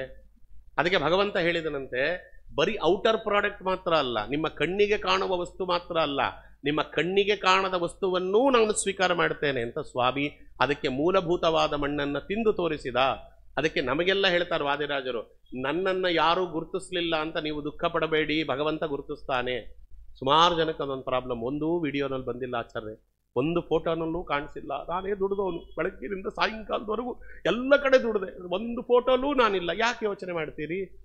ಈ ಫೋಟೋಲಿ ಇದ್ರೆಷ್ಟು ಬಿಟ್ರೆ ಎಷ್ಟು, ಅವನ ಫೋಟೋಲಿ ಇದೆಯಲ್ಲ, ಅವನು ನೋಡ್ಕೊಳ್ತಾನೆ ಎಲ್ಲವನ್ನ. ಯಾಕೆಂದ್ರೆ ಕೊನೆಯಲ್ಲಿ ಎಲ್ಲವನ್ನ ಫಲ ಕೊಡುವುದು, ನಿರ್ಧಾರ ಮಾಡುವುದು ಅವನ ಮನಸ್ಸಿಗೆ ಬಂದರೆ ಸರಿ. ಬೇರೆಯವರ ಮನಸ್ಸಿಗೆ ಬಂದ್ರೆ ಏನು, ಬಿಟ್ರೆ ಏನು. ಬೇರೆಯವರು ಅದನ್ನು ಗುರುತಿಸಿದ್ರೇನು, ಗುರುತಿಸದೆ ಹೋದ್ರೇನು. ನನ್ನಂಥ ವ್ಯಕ್ತಿ ಒಬ್ಬ ಇಲ್ಲಿದ್ದು ಈ ಏರಿಯಾನಲ್ಲಾಗಲಿ, ಈ ಸರ್ಕಾರವಾಗಲಿ, ಈ ರಾಜ್ಯವಾಗಲಿ ನನ್ನಂಥವನನ್ನು ಗುರುತಿಸಲಿಲ್ಲ. ಯಾಕೆ ದುಃಖ ಪಡ್ತೀರಿ? ಯಾಕೆ ದುಃಖ ಪಡ್ತೀರಿ? ಯಾಕೆ ನಮ್ಮ ಶ್ರೀನಿವಾಸ ತೀರ್ಥರ ಕಥೆಯನ್ನು ಹೇಳ್ತಿದ್ದೆ. ಬಿದರಳ್ಳಿ ಶ್ರೀನಿವಾಸ ತೀರ್ಥರು ತಮ್ಮ ಮನೆಯಲ್ಲಿ ವಾಸವಾಗಿದ್ದರು. ಎಂಥ ಅದ್ಭುತವಾಗಿರ್ತಕ್ಕಂತಹ ವ್ಯಾಖ್ಯಾನಕಾರರವರು, ಟಿಪ್ಪಣಿಕಾರರು. ರಾಘವೇಂದ್ರ ಸ್ವಾಮಿಗಳವ್ರಿಗೆ ತೀರ್ಥ ಪ್ರಶಸ್ತಿ ಕೊಟ್ಟವರಲ್ವಾ, ಅಂಥ ಮಹಾನುಭಾವರು. ಅವರಿದ್ದಾರೆ ಅಂತ ಅಕ್ಕಪಕ್ಕದವರಿಗೆ ಗೊತ್ತಿರಲಿಲ್ಲ. ಯಾವ ಮಟ್ಟದ ಬಡತನ ಅವರಿಗೆ ಅಂತ ಕೇಳಿದರೆ, ಯಾವ ಮಟ್ಟದ ಬಡತನ. ಭಗವಂತನಿಗೆ ನೀರನ್ನ ನೈವೇದ್ಯ ಮಾಡಿ ಅವ್ರು ವ್ಯಾಖ್ಯಾನ ಬರೀತಾ ಇದ್ರಂತೆ. ನೀರು ನೈವೇದ್ಯ ಮಾಡುವುದು ದೇವರಿಗೆ, ನೀರನ್ನ ನೈವೇದ್ಯ ಮಾಡುವುದು. ಆ ನೀರನ್ನ ಹೆಂಡತಿ ಮತ್ತೆ ತಾವು ಕುಡಿಯೋದು, ಒಂದೊಂದು ಲೋಟ ಉಳ್ಳೋದು. ಒಂದು ದಿನ ನೀರು ಸಿಗಲಿಲ್ಲ. ಹೆಂಗೆ ಭಗವಂತ ತಾನು ಪರೀಕ್ಷೆ ಮಾಡ್ತಾನೆ ಅಂದರೆ ನೀರೂ ಸಿಗಲಿಲ್ಲ ಅವರಿಗೆ. ಏನು ಮಾಡೋದು? ಈಗ ನೈವೇದ್ಯ ಮಾಡಲೇಬೇಕು ದೇವರಿಗೆ. ಏನು ಮಾಡೋದು ಅಂದ್ರೆ ಏನು ಮಾಡಿದ್ರು ಗೊತ್ತಾ? ಮಣ್ಣನ್ನು ದೇವರಿಗೆ ನೈವೇದ್ಯ ಮಾಡಿದ್ರು. ಅಲ್ಲಿದ್ದು ಮಣ್ಣನ್ನು ನೈವೇದ್ಯ ಮಾಡೋದು ಮಾತ್ರ ಅಲ್ಲ, ನೈವೇದ್ಯ ಮಾಡಿದ್ರೆ ಪ್ರಸಾದತ್ವನ ಸ್ವೀಕಾರ ಮಾಡಬೇಕಲ್ಲ. ಅದಕ್ಕೆ 2 ಹಿಡಿ ಮಣ್ಣು ನೈವೇದ್ಯ ಮಾಡಿದರು. 1 ಹಿಡಿ ಹೆಂಡತಿ ಕೊಟ್ಟರು, 1 ಹಿಡಿ ತಾವು ತಿಂದರು. ಏನಾಯ್ತು ಗೊತ್ತಾ? ಆ ಊರಿನಲ್ಲಿದ್ದ ಒಬ್ಬ ಶ್ರೀಮಂತನಿಗೆ ಹೊಟ್ಟೆ ನೋವು ಪ್ರಾರಂಭ ಆಯಿತು. ಅವನು ಎಲ್ಲ ವೈದ್ಯರ ಹತ್ರ ತೋರಿಸಿದ, ಯಾವ ವೈದ್ಯರಿಂದಲೂ ಏನೂ ಆಗಲಿಲ್ಲ. ಎಲ್ಲ ವೈದ್ಯರು ಕೈ ಬಿಟ್ಟ ಮೇಲೆ ಜ್ಯೋತಿಷ್ಯರ ಹತ್ರಕ್ಕೆ ಹೋಗ್ತಾರೆ. ಅಲ್ಲ, ಆವಾಗಿನ ಜ್ಯೋತಿಷ್ಯರು, ಇವಾಗಿನ ಜ್ಯೋತಿಷ್ಯರು ಬ್ರಹ್ಮಾಂಡ ಪಿಂಡಾಂಡ ಅಲ್ಲ. ಅವತ್ತಿನ ಜ್ಯೋತಿಷ್ಯರ ಕಾಲದಲ್ಲಿ ಒಳ್ಳೆಯ ಜ್ಯೋತಿಷ್ಯರು ಇದ್ರಾಗ ಅವರ ಕಾಲದಲ್ಲಿ ಹೋಗಿದ್ದು. ಅವರ ಹತ್ರಕ್ಕೆ ಹೋದಾಗ ಹೇಳಿದರು, ನಿನ್ನ ಊರಿನಲ್ಲಿ, ಯಾವ ಊರಿಗೆ ನೀನು ಅಧಿಕಾರಿಯಾಗಿದ್ಯೋ ಆ ಊರಿನಲ್ಲಿ ಒಬ್ಬ ಅಪರೋಕ್ಷ ಜ್ಞಾನಿಗಳಿದ್ದಾರೆ. ಅವರಿಗೆ ಹೊಟ್ಟೆಗೆ ಏನೂ ಇಲ್ಲ, ಇವತ್ತು ಮಣ್ಣು ತಿಂದಿದ್ದಾರೆ. ಮಣ್ಣು ತಿಂದಿದ್ದು ಅವರು, ಆ ತಿಂದಿದ್ದರಿಂದ ಬಂದ ವೇದನೆಯನ್ನು ಸ್ವಾಮಿ ನಿನಗೆ ಕೊಟ್ಟಿದ್ದಾನೆ. ಯಾಕೆ ಅಂದರೆ ಅಂಥವರನ್ನು ಗುರುತಿಸಬೇಕಾದದ್ದು ನಿನ್ನ ಕರ್ತವ್ಯ, ಮಾಡಿಲ್ಲ. ಹುಡ್ಕೋಗು ಅಂದರು. ಹುಡ್ಕೊಂಡು ಬಂದ. ಅವನು ಗೊತ್ತೇ ಇಲ್ಲ ಶ್ರೀನಿವಾಸ ತೀರ್ಥರು ಎಲ್ಲಿದ್ದಾರೆ. ಕಡೆಗೆ ನೋಡಿದರೆ ಮುರುಕು ಮನೆ, ಬಿದ್ದು ಹೋದ ಗೋಡೆ, ಪಕ್ಕದಲ್ಲಿ ಗಂಡ ಹೆಂಡತಿ ಕೂತಿದ್ದಾರೆ. ಬಂದು ಕಾಲಿಗೆ ನಮಸ್ಕಾರ ಮಾಡಿಬಿಟ್ಟ. ಸ್ವಾಮಿ ಒಂದು ಮಾತು ಹೇಳಬಾರ್ದಾ? ನೋಡಿ ಹಿಂಗೆ ಹೊಟ್ಟೆ ನೋವು, ಸಾಯ್ತಾ ಇದ್ದೇನೆ ನಾನು. ಒಂದೇ ಒಂದು ಮಾತು. ಅದಕ್ಕೆ ಇವ್ರು ಹೇಳ್ದ, ಯೋಚನೆ ಮಾಡಬೇಡಿ ಸ್ವಾಮಿ, ಎಲ್ಲಿವರೆಗೂ ನೀವು ವ್ಯಾಖ್ಯಾನ ಬರೀತೀರಿ, ಎಲ್ಲಿವರೆಗೂ ಊರಲ್ಲಿರ್ತೀರಿ, ನಿಮ್ಮ ಮನೆಯಲ್ಲಿ ದಿನಂಪ್ರತಿ ಆಗುವಷ್ಟು ಏನಿದೆ ದವಸ ಧಾನ್ಯಗಳು ಅವೆಲ್ಲವನ್ನ ನನ್ನ ಮನೆಯಿಂದ ಕಳಿಸ್ತೇನೆ. ಮೃಷ್ಟಾನ್ನ ಭೋಜನವನ್ನು ಮಾಡಿಕೊಂಡು ಬದುಕಿ. ನೋಡಿ, ನನಗೆ ಮೃಷ್ಟಾನ್ನ ಭೋಜನ ಬೇಡ ಅಂದರು. ನನಗೆ ಮೃಷ್ಟಾನ್ನ ಭೋಜನ ಬೇಡ, ನಮಗಿದು ಅಭ್ಯಾಸ ಆಗಿದೆ. ಆದರೆ ನಾನೇನನ್ನೂ ಸ್ವೀಕಾರ ಮಾಡಲಿಲ್ಲ ಅಂದರೆ ನಿನಗೆ ಹೊಟ್ಟೆ ನೋವು ನಿಲ್ಲಲ್ಲ. ಅದಕ್ಕೆ 2 ಬಕರಿಗಾಗುವಷ್ಟು ಜೋಳದ ಹಿಟ್ಟನ್ನು ಕಳಿಸ್ಕೊಡು, ಸಾಕು. 2 ಬಕರಿ ನೈವೇದ್ಯ ಮಾಡ್ತೇನೆ. ನೀರಿನಲ್ಲದ್ದುಕೊಂಡು ತಿನ್ನೋದು, ಚಟ್ನಿ ಗಿಟ್ಟಿ ಏನಿಲ್ಲ. ನೀರಿನಲ್ಲದ್ದುಕೊಂಡು 2 ಬಕರಿ ತಿನ್ನೋದು. ನಾನೊಂದು, ನನ್ನ ಹೆಂಡತಿ ಒಂದು ತಿಂತೇವೆ, ಸಾಕು. ಇದನ್ನು ಯಾಕೆ ಸ್ವೀಕಾರ ಮಾಡ್ತಿದ್ದೇನೆ ಅಂದರೆ, ಸ್ವಾಮಿ ಇಲ್ಲ ಅಂದರೆ ನಿನಗೆ ಹೊಟ್ಟೆ ನೋವು ಕೊಡ್ತಾನಂದ್ರೆ ಸ್ವೀಕಾರ ಮಾಡ್ತಿದ್ದೇನೆ ಅಂತ ಹೇಳಿ ಅಲ್ಲಿರುವವರೆಗೂ 2 ಬಕರಿಯನ್ನು ಸ್ವೀಕಾರ ಮಾಡೋರು, ತಾವೇ ಮಾಡಿಕೊಳ್ಳೋರು, ನೀರಿನಲ್ಲದ್ದುಕೊಂಡು ತಿನ್ನೋರು. ಈಗಿರ್ತಾರೆ ಭಕ್ತರು. ಯಾರು ಗೊತ್ತಿರ್ತದೆ ಅವರಿದ್ದಾರೆ ಅಂತ? ಯಾರಿಗೂ ಗೊತ್ತಿರಲ್ಲ. ಅದಕ್ಕೆ ನಮ್ಮನ್ನು ಯಾರು ಗುರುತಿಸಲಿಲ್ಲ ಅಂತ ಯೋಚನೆ ಮಾಡಬೇಡ್ರಿ. ಭಗವಂತ ಅದಕ್ಕೋಸ್ಕರವಾಗಿ ಕೃಷ್ಣ ರೂಪದಲ್ಲಿ ಮಣ್ಣು ತಿಂದು ತೋರಿಸಿದ. ಹೊರಗಿನವರಿಗೆ ಕೃಷ್ಣ ಮಣ್ಣು ತಿಂದ, ಮಣ್ಣಲ್ಲ. ಪ್ರಪಂಚದಲ್ಲಿ ಯಾರು ಗುರುತಿಸ್ತೇ ಹೋದರೂ ಬೇಜಾರು ಮಾಡಿಕೊಳ್ಬೇಡ್ರಿ. ನಾನಿದ್ದೇನೆ ಅಂತಾನೆ ಸ್ವಾಮಿ, ನಾ ಗುರುತಿಸ್ತೇನೆ, ನೀವೇನು ತಲೆಕೆಡಿಸ್ಕೊಳ್ಬೇಡ್ರಿ, ನಾನು ಗುರುತಿಸ್ತೇನೆ. ದೇವರು ಪ್ರೀತನಾಗಲಿ, ಭಗವಂತನ ಅನುಗ್ರಹ ನಮಗೆ ಪ್ರಾಪ್ತವಾಗಲಿ ಎನ್ನುವ ಉದ್ದೇಶ ಇಟ್ಟುಕೊಂಡು ಕರ್ಮ ಮಾಡ್ಕೊಂಡು ಹೋಗ್ರಿ. ನಾ ಗುರುತಿಸ್ತೇನೆ. ಯಾರನ್ನು ಮುಂದೆ ತರಬೇಕು ನಾ ತರ್ತೇನೆ, ಯಾರನ್ನು ಮುಂದೆ ತರಬಾರದು ನಾ ತರುವುದಿಲ್ಲ. ಹೆಂಗೆ? ಕೆಲವರಿಗೆ ಅಜ್ಞಾತದಲ್ಲಿ ಸಾಧನೆ ಮಾಡಿಸ್ಬೇಕು, ಕೆಲವರಿಗೆ ವ್ಯಕ್ತ ಮಾಡಿ ಸಾಧನೆ ಮಾಡಿಸ್ಬೇಕು. ಒಬ್ಬೊಬ್ರಿಗೂ ಒಂದೊಂದು ಇರ್ತದೆ. ಅದು ನನಗೆ ಬಿಟ್ರಿ, ನೀವ್ಯಾಕೆ ತಲೆಗೆಡಿಸ್ಕೋತೀರಿ ಎಂದ ಸ್ವಾಮಿ. ಅದು ಮಾಡಲಿಲ್ಲ ಅಂದ್ರೆ ಹಿಂಗೆ, ದೇವರು ಇದ್ದರಲ್ವೇ ಆಚಾರ್ಯ, ನನ್ನಂಥವನಿಗಿಂತ ಕಷ್ಟ ಬಂದಿದೆ ಅಂದಮೇಲೆ ದೇವರಿದ್ದಾನ? ದೇವರಿದ್ದಿದ್ರೆ ನನಗಿಂತ ಕಷ್ಟ ಬರ್ತಿತ್ತ ಅಂತ ಮಾತಾಡ್ತಿರ್ತಾರೆ ಜನ ಅಲ್ವಾ. ಅದಕ್ಕೇನೋ ಇವರೇನೋ ರುಜುದೇವತೆಗಳಿದ್ದಂಗೆ, ಆಕಾಶದಿಂದ ಉದುರು ಬಂದ್ಬಿಟ್ಟಿದ್ದಂಗೆ, ಇವ್ರಿಗೇನೂ ಪ್ರಪಂಚದಲ್ಲಿ ಕಷ್ಟ ಬರಬಾರ್ದು. ದೇವರಿರೋದು ಇವ್ರ ಮನೆ ಕಷ್ಟ ಕಳೀಲಿಕ್ಕೆ. ಯಾಕಂದ್ರೆ ದೇವರು ಇವ್ರ ಮನೆ ಆಳಲ್ವಾ, ಇವ್ರು ಹೇಳ್ದಂಗೆಲ್ಲ ಕೇಳಲಿಕ್ಕೆ ದೇವರಿದ್ದಾನೆ ಅನ್ನೋ ರೀತಿ ಮಾತಾಡ್ತಿರ್ತಾರೆ. ಯಾರೋ ಮನೇಲಿ ಯಾರು ಹೋಗಿರ್ತಾರೆ ನೋಡ್ರಿ, ನೀವು ಯಾರದೇ ಮನೆಯಲ್ಲಿ ಸಾವಾಗಿರುವ ಯಾವ ಮನೆಗೆ ಬೇಕಾದರೂ ಹೋಗ್ರಿ, ಮೊದಲು ನೀವು ಕೇಳುವಂಥ ಮಾತು ಗೊತ್ತಾ? ದೇವರು ಅನ್ಯಾಯ ಮಾಡಿಬಿಟ್ಟ. ದೇವರೆಂದೂ ಅನ್ಯಾಯ ಮಾಡುವುದಿಲ್ಲ. ನೀವು ಎಷ್ಟು ಶಾಸ್ತ್ರ ಓದಿದ್ರೆ ಏನು ಪ್ರಯೋಜನ, ಎಷ್ಟು ಪುರಾಣ ಕೇಳಿದ್ರೆ ಏನು ಪ್ರಯೋಜನ? 99 ವರ್ಷದ ಮುದುಕರು ಅವರು ಸತ್ತರೆ ಅಕಾಲಿಕ ಮರಣ ದೇವರ ಅನ್ಯಾಯ ಮಾಡಿದ. ಸಕಾಲಿಕ ಮರಣ ಯಾವಾಗ? ಹಾಗಾದ್ರೆ 99 ಕಣ್ಣು ಕಾಣಿಸಲ್ಲ, ಕಿವಿ ಕೇಳಿಸಲ್ಲ, ಓಡಾಡ್ಲಿಕ್ಕಾಗಲ್ಲ, ಬೆಡ್ ರಿಡನ್ ಆಗಿದ್ದಾರೆ, ಕೂತಲ್ಲೇ ಮಲಮೂತ್ರಗಳ ವಿಸರ್ಜನೆ ಆಗ್ತಿದೆ. ಆವಾಗ ದೇವರು ಕರ್ಕೊಂಡು ಹೋದ್ರೆ ಸಂತೋಷ ಪಡಬೇಕಲ್ವಾ? ಅವರಿಗೆ ಬದುಕಿದ್ದಾರೆ, ಪೂರ್ಣ ಬದುಕನ್ನು ಬದುಕಿದ್ದಾರೆ. ನಮ್ಮಿಂದ ಅವ್ರು ಹೋದ್ರು ಅನ್ನೋದೊಂದು ದುಃಖ ಅನ್ನೋದೊಂದು ಬಿಟ್ರೆ, ಭಗವಂತ ಜೀರ್ಣವಾಗಿರ್ತಕ್ಕಂಥ ಶರೀರವನ್ನು ತೆಗೆದ. ಭಗವದ್ಗೀತೆ ಕೇಳಿ ಪ್ರಯೋಜನ ಏನು? ವಾಸಾಂಸಿ ಜೀರ್ಣಾನಿ ಯಥಾ ವಿಹಾಯ ಕೇಳಿದ್ದೀರಿ, ಅದು ಕೇಳಿ ಪ್ರಯೋಜನ ಏನು? ಭಗವಂತ ಅವರಿಗೆ ಸಾಧನೆ ಮಾಡಿಕೊಳ್ಳಿಕ್ಕೆ ಹೊಸ ಶರೀರವನ್ನು ಕೊಡ್ತಾ ಇದ್ದಾನೆ. ಸಂತೋಷ ಪಡಬೇಕೋ ಇಲ್ವೋ? ಅದು ಬಿಟ್ಬಿಟ್ಟು ಅಕಾಲಿಕ ಮರಣ ಅನ್ನೋದು, ದೇವರ ಅನ್ಯಾಯ ಮಾಡಿಬಿಟ್ಟ ಮಕ್ಕಳನ್ನ, ಇದಕ್ಕದು ಮಾತು, ಮಕ್ಕಳನ್ನ ಕರ್ಕೊಂಡು ಹೋಗಿಬಿಟ್ಟ, ದೇವರ ಅನ್ಯಾಯ ಮಾಡಿಬಿಟ್ಟ ನೋಡಿ ಆಚಾರ್ಯ. 8 ವರ್ಷ 9 ವರ್ಷದ ಮಗು ಹೋಗಿಬಿಡ್ತು. ಅದಕ್ಕೆ ಪುರಂದರದಾಸ ಹೇಳಿದ್ದು, ಗಟ್ಟಿ ಮಣ್ಣ ಮುದ್ದೆ ಮಾಡಿ ಹೊಟ್ಟೆಲಿಟ್ಟು ಹರಲಿಲ್ಲ, ಕೊಟ್ಟ ದೇವರು ಕೊಂಡು ಒಯ್ಯಲು ಕುಟ್ಟಿಕೊಂಡು ಅಳುವುದು ಯಾಕು ಅಂತ. ಈಗ ದೇವರನ್ನು ಹೊಟ್ಟೆಲಿಟ್ಕೊಂಡು ನಾವೇನ್ ಮಾಡಲಿಲ್ಲ? ಹೊಟ್ಟೆನಲ್ಲಿ ಏನು ಮಾಡಿದ್ದು ಆಯ್ತಾ? ತಂದೆಯ ಶರೀರದಿಂದ ರೇತಸ್ಸು ತಾಯಿಯ ಶರೀರದೊಳಗೆ ಬಂತಷ್ಟೇ, ಇನ್ನೇನು ಮಾಡಿಲ್ಲ ನಾವು. ಆ ಆಕಾರ ನಾವು ಕೊಟ್ಟಿದ್ದಲ್ಲ, ಅದರೊಳಗೆ ರಕ್ತ ಮಾಂಸಗಳು ನಾವು ತುಂಬಿದ್ದಲ್ಲ, ಒಳಗಡೆ ಉಸಿರಾಡಿಸಿದ್ದು ನಾವಲ್ಲ, ಗರ್ಭದಲ್ಲಿ ಮಗುವನ್ನ ಬೆಳೆಸಿದ್ದು ನಾವಲ್ಲ. ಕೊಟ್ಟವನು ಅವನು ಅಂದ ಮೇಲೆ ಯಾವಾಗ ಬೇಕಾದರೂ ತೆಗೆದುಕೊಂಡು ಹೋಗುವಂಥ ಸ್ವತಂತ್ರ ಅವನಿಗಿದೆ. ಅವನು ಎಲ್ಲಿವರೆಗೂ ನಮ್ಮ ಜೊತೆಯಲ್ಲಿ ಅದನ್ನು ಇಟ್ಟಿರ್ತಾನೋ ಅಲ್ಲಿವರೆಗೆ ಸಂತೋಷ ಪಡಬೇಕು. ಅವನು ಯಾವಾಗ ಕರ್ಕೊಂಡು ಹೋಗ್ತಾನೋ ಸಂತೋಷವಾಗಿ ಕಳಿಸಿಕೊಟ್ಬಿಡ್ಬೇಕು ಅದನ್ನ, ಅಲ್ವಾ? ಯಾರೋ ನಮ್ಮ ಮನೆಗೆ ಕೊಟ್ಟಿರ್ತಾರೆ, ನಾನು ಒಂದಷ್ಟು ದಿನ ತೀರ್ಥಯಾತ್ರೆಗೆ ಹೋಗಿರ್ತೀನಿ ಆಚಾರ್ಯ, ದೇವ್ರ ಪಟ್ಟಿಗೆ ನಿಮ್ಮ ಮನೇಲಿ ಇಟ್ಕೊಂಡಿರಿ. ನಾವು ಇಟ್ಕೊಂಡಿರ್ತೇವೆ. ಅವ್ರು ಬಂದು ಕೇಳ್ತಾರೆ, ನಮಗೆ ದುಃಖ ಆಗ್ತದಾ? ಸದ್ಯ ಅವ್ರು ಬಂದು ಕೇಳಿದ್ರಪ್ಪ, ಅವ್ರ ಮನೆ ದೇವ್ರ ಪಟ್ಟಿ ಅವ್ರಿಗೆ ಕೊಟ್ಬಿಡೋಣ, ನಮ್ಮ ದೇವ್ರ ಪೂಜೆ ಮಾಡಿದರೆ ಸಾಕಾಗಿತ್ತು, ಅದ್ರ ಜೊತೆಗೆ ಅವ್ರ ದೇವ್ರನ್ನೂ ಪೂಜೆ ಮಾಡಬೇಕಾಗಿತ್ತು, ಅದು ಬೇಡ ಸದ್ಯ ಇವತ್ತಿಂದ ಅಂತ ಹೇಳ್ತಾರೋ ಇಲ್ವೋ? ಹಾಗೆ ಯಾರು ಕೊಟ್ಟಿರ್ತಾರೋ ಅವ್ರು ಇಸ್ಕೊಂಡು ಹೋದಾಗ ನಮಗೇನು ದುಃಖ ಆಗುವುದಿಲ್ಲ. ಹಾಗೆ ಕೊಟ್ಟ ದೇವರು ಕೊಂಡು ಹೊಯ್ಯಲು ಕುಟ್ಟಿಕೊಂಡು ಅಳುವುದು ಯಾಕೆ? ಕೊಟ್ಟವನು ಅವನು, ಅದ ಮೇಲೆ ತೆಗೆದುಕೊಂಡು ಹೋಗುವಾಗ ಅದಕ್ಕೆ ದುಃಖ ಬೇಡ ಅಂತ. ಹಾಗಾಗಿ ಯಾರು ಜ್ಞಾನಿಗಳಾಗಿರ್ತಾರೆ ಅವರು ತಿಳಿತಾರೆ. ಇಲ್ಲ ಅಂದ್ರೆ ಮನುಷ್ಯನನ್ನ ಹೇಗೆ ನೋಡ್ತಾರೋ ಹಾಗೆ ಭಗವಂತನನ್ನು ನೋಡ್ತಾರೆ ಅಂತ. ಮಹಾತ್ಮಾನಸ್ತು ಮಾಂ ಪಾರ್ಥ ದೈವೀಂ ಪ್ರಕೃತಿಮಾಶ್ರಿತಾ ಭಜಂತಿ ಅನನ್ಯ ಮನಸ್ಸೋ ಜ್ಞಾತ್ವಾ ಭೂತಾದಿಂ ಅವ್ಯಯಂ, ಜ್ಞಾತ್ವಾ ಭೂತಾದಿಂ ಅವ್ಯಯಂ. ಮುಕ್ತಿಯೋಗ್ಯರಾಗಿರ್ತಕ್ಕಂಥ ಉತ್ತಮ ಸ್ವಭಾವವನ್ನು ಹೊಂದಿರುವಂತಹ ಉತ್ತಮ ವ್ಯಕ್ತಿಗಳು ಯಾರಿದ್ದಾರೆ ಅವರು ಜಡಸಹಿತವಾದ ಜೀವರಾಶಿಗಳಿಗೆ ಕಾರಣನಾದಂತಹ ಯಾವುದೇ ರೀತಿಯ ನಾಶರಹಿತವಾದಂತಹ ನನ್ನನ್ನ ಅರ್ಥ ಮಾಡಿಕೊಂಡು ನನಗೆ ಬೇರೆ ಕಡೆ ಹರಿದಾಡುವಂಥ ಮನಸ್ಸನ್ನು ನನ್ನಲ್ಲಿ ನಿಲ್ಲಿಸಿ ಅವರು ಕೂಡ ನನ್ನ ಸ್ಥಾನಕ್ಕೆ ತಲುಪ್ತಾರೆ. ಅವರು ಮಾತ್ರ ಅವರು ಜ್ಞಾನಿಗಳು ಅಂತ ಇಲ್ಲೊಂದು ಮಾತಿದೆ ನೋಡಿ. ದೈವೀಂ ಅಂತ, ಮಹಾತ್ಮಾನಸ್ತು ಮಾಂ ಪಾರ್ಥ ದೈವೀಂ ಪ್ರಕೃತಿಮಾಶ್ರಿತಾ. ರಾಘವೇಂದ್ರ ಸ್ವಾಮಿಗಳು ದೈವೀಂ ಅನ್ನುವ ಪದಕ್ಕೆ ಅರ್ಥ ಬರೀತಾ, ದೈವೀಂ ಮುಖ್ಯ ಯೋಗ್ಯತಮ ಜೀವ ಸಂಬಂಧಿನಂ ಪ್ರಕೃತಿ ಸ್ವಭಾವಂ ಆಶ್ರಿತಾ ಮಹಾತ್ಮಾನೋ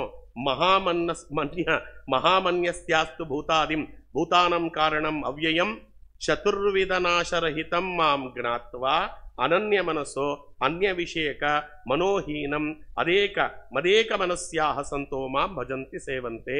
ಅದನ್ನು ಹೇಳಿದೆ.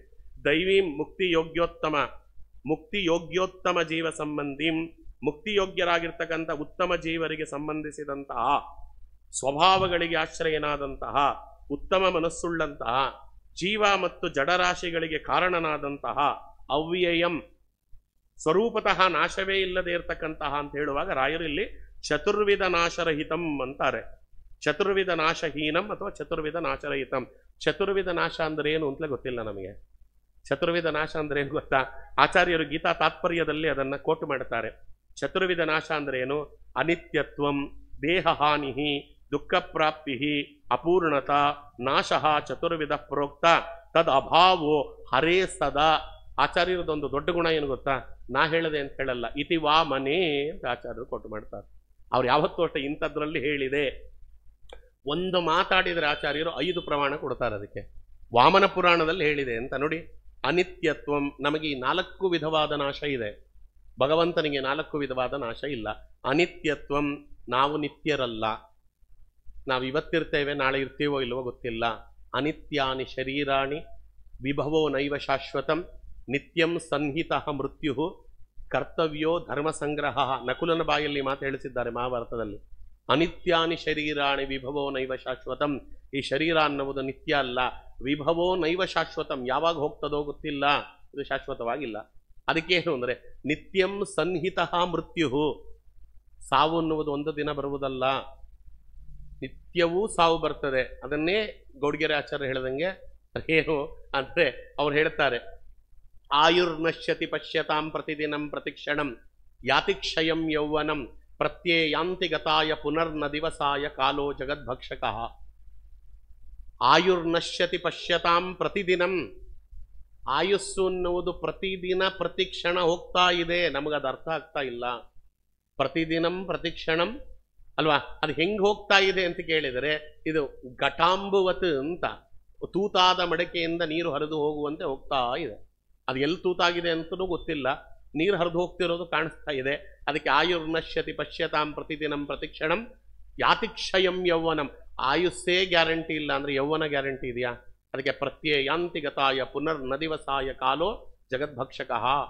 ನಮ್ಗೆ ಗೊತ್ತಾಗಲ್ಲ, ನಮ್ಮಲ್ಲಾಗಿರುವಂತಹ ಬದಲಾವಣೆಗಳು ನಮ್ಮಲ್ಲಿ ಗೊತ್ತಾಗಲ್ಲ. ಯಾಕೆ ಅಂದರೆ ನಾವು ಯಾವಾಗಲೂ ಕನ್ನಡಿ ನೋಡ್ಕೊಂಡಿರ್ತೇವಲ್ಲ ಅಲ್ವಾ. ಹಾಲಲ್ಲಿ 2 ಕನ್ನಡಿ, ರೂಮಲ್ಲಿ 2 ಕನ್ನಡಿ, ದೇವರ ಮನೆಯಲ್ಲಿ 2 ಕನ್ನಡಿ, ಎಲ್ಲ ಕಡೆ ಕನ್ನಡಿ ನೋಡಿ ನೋಡಿ ನೋಡಿ ನೋಡಿ ನಮ್ಮ ದೇಹದಲ್ಲಿ ಏನು ವಿಕಾರ ಆಗಿದೆ ಅಂತಲೇ ಗೊತ್ತಾಗಲ್ಲ. ಯಾರು ಗೊತ್ತಾಗತ್ತೆ ಗೊತ್ತಾ?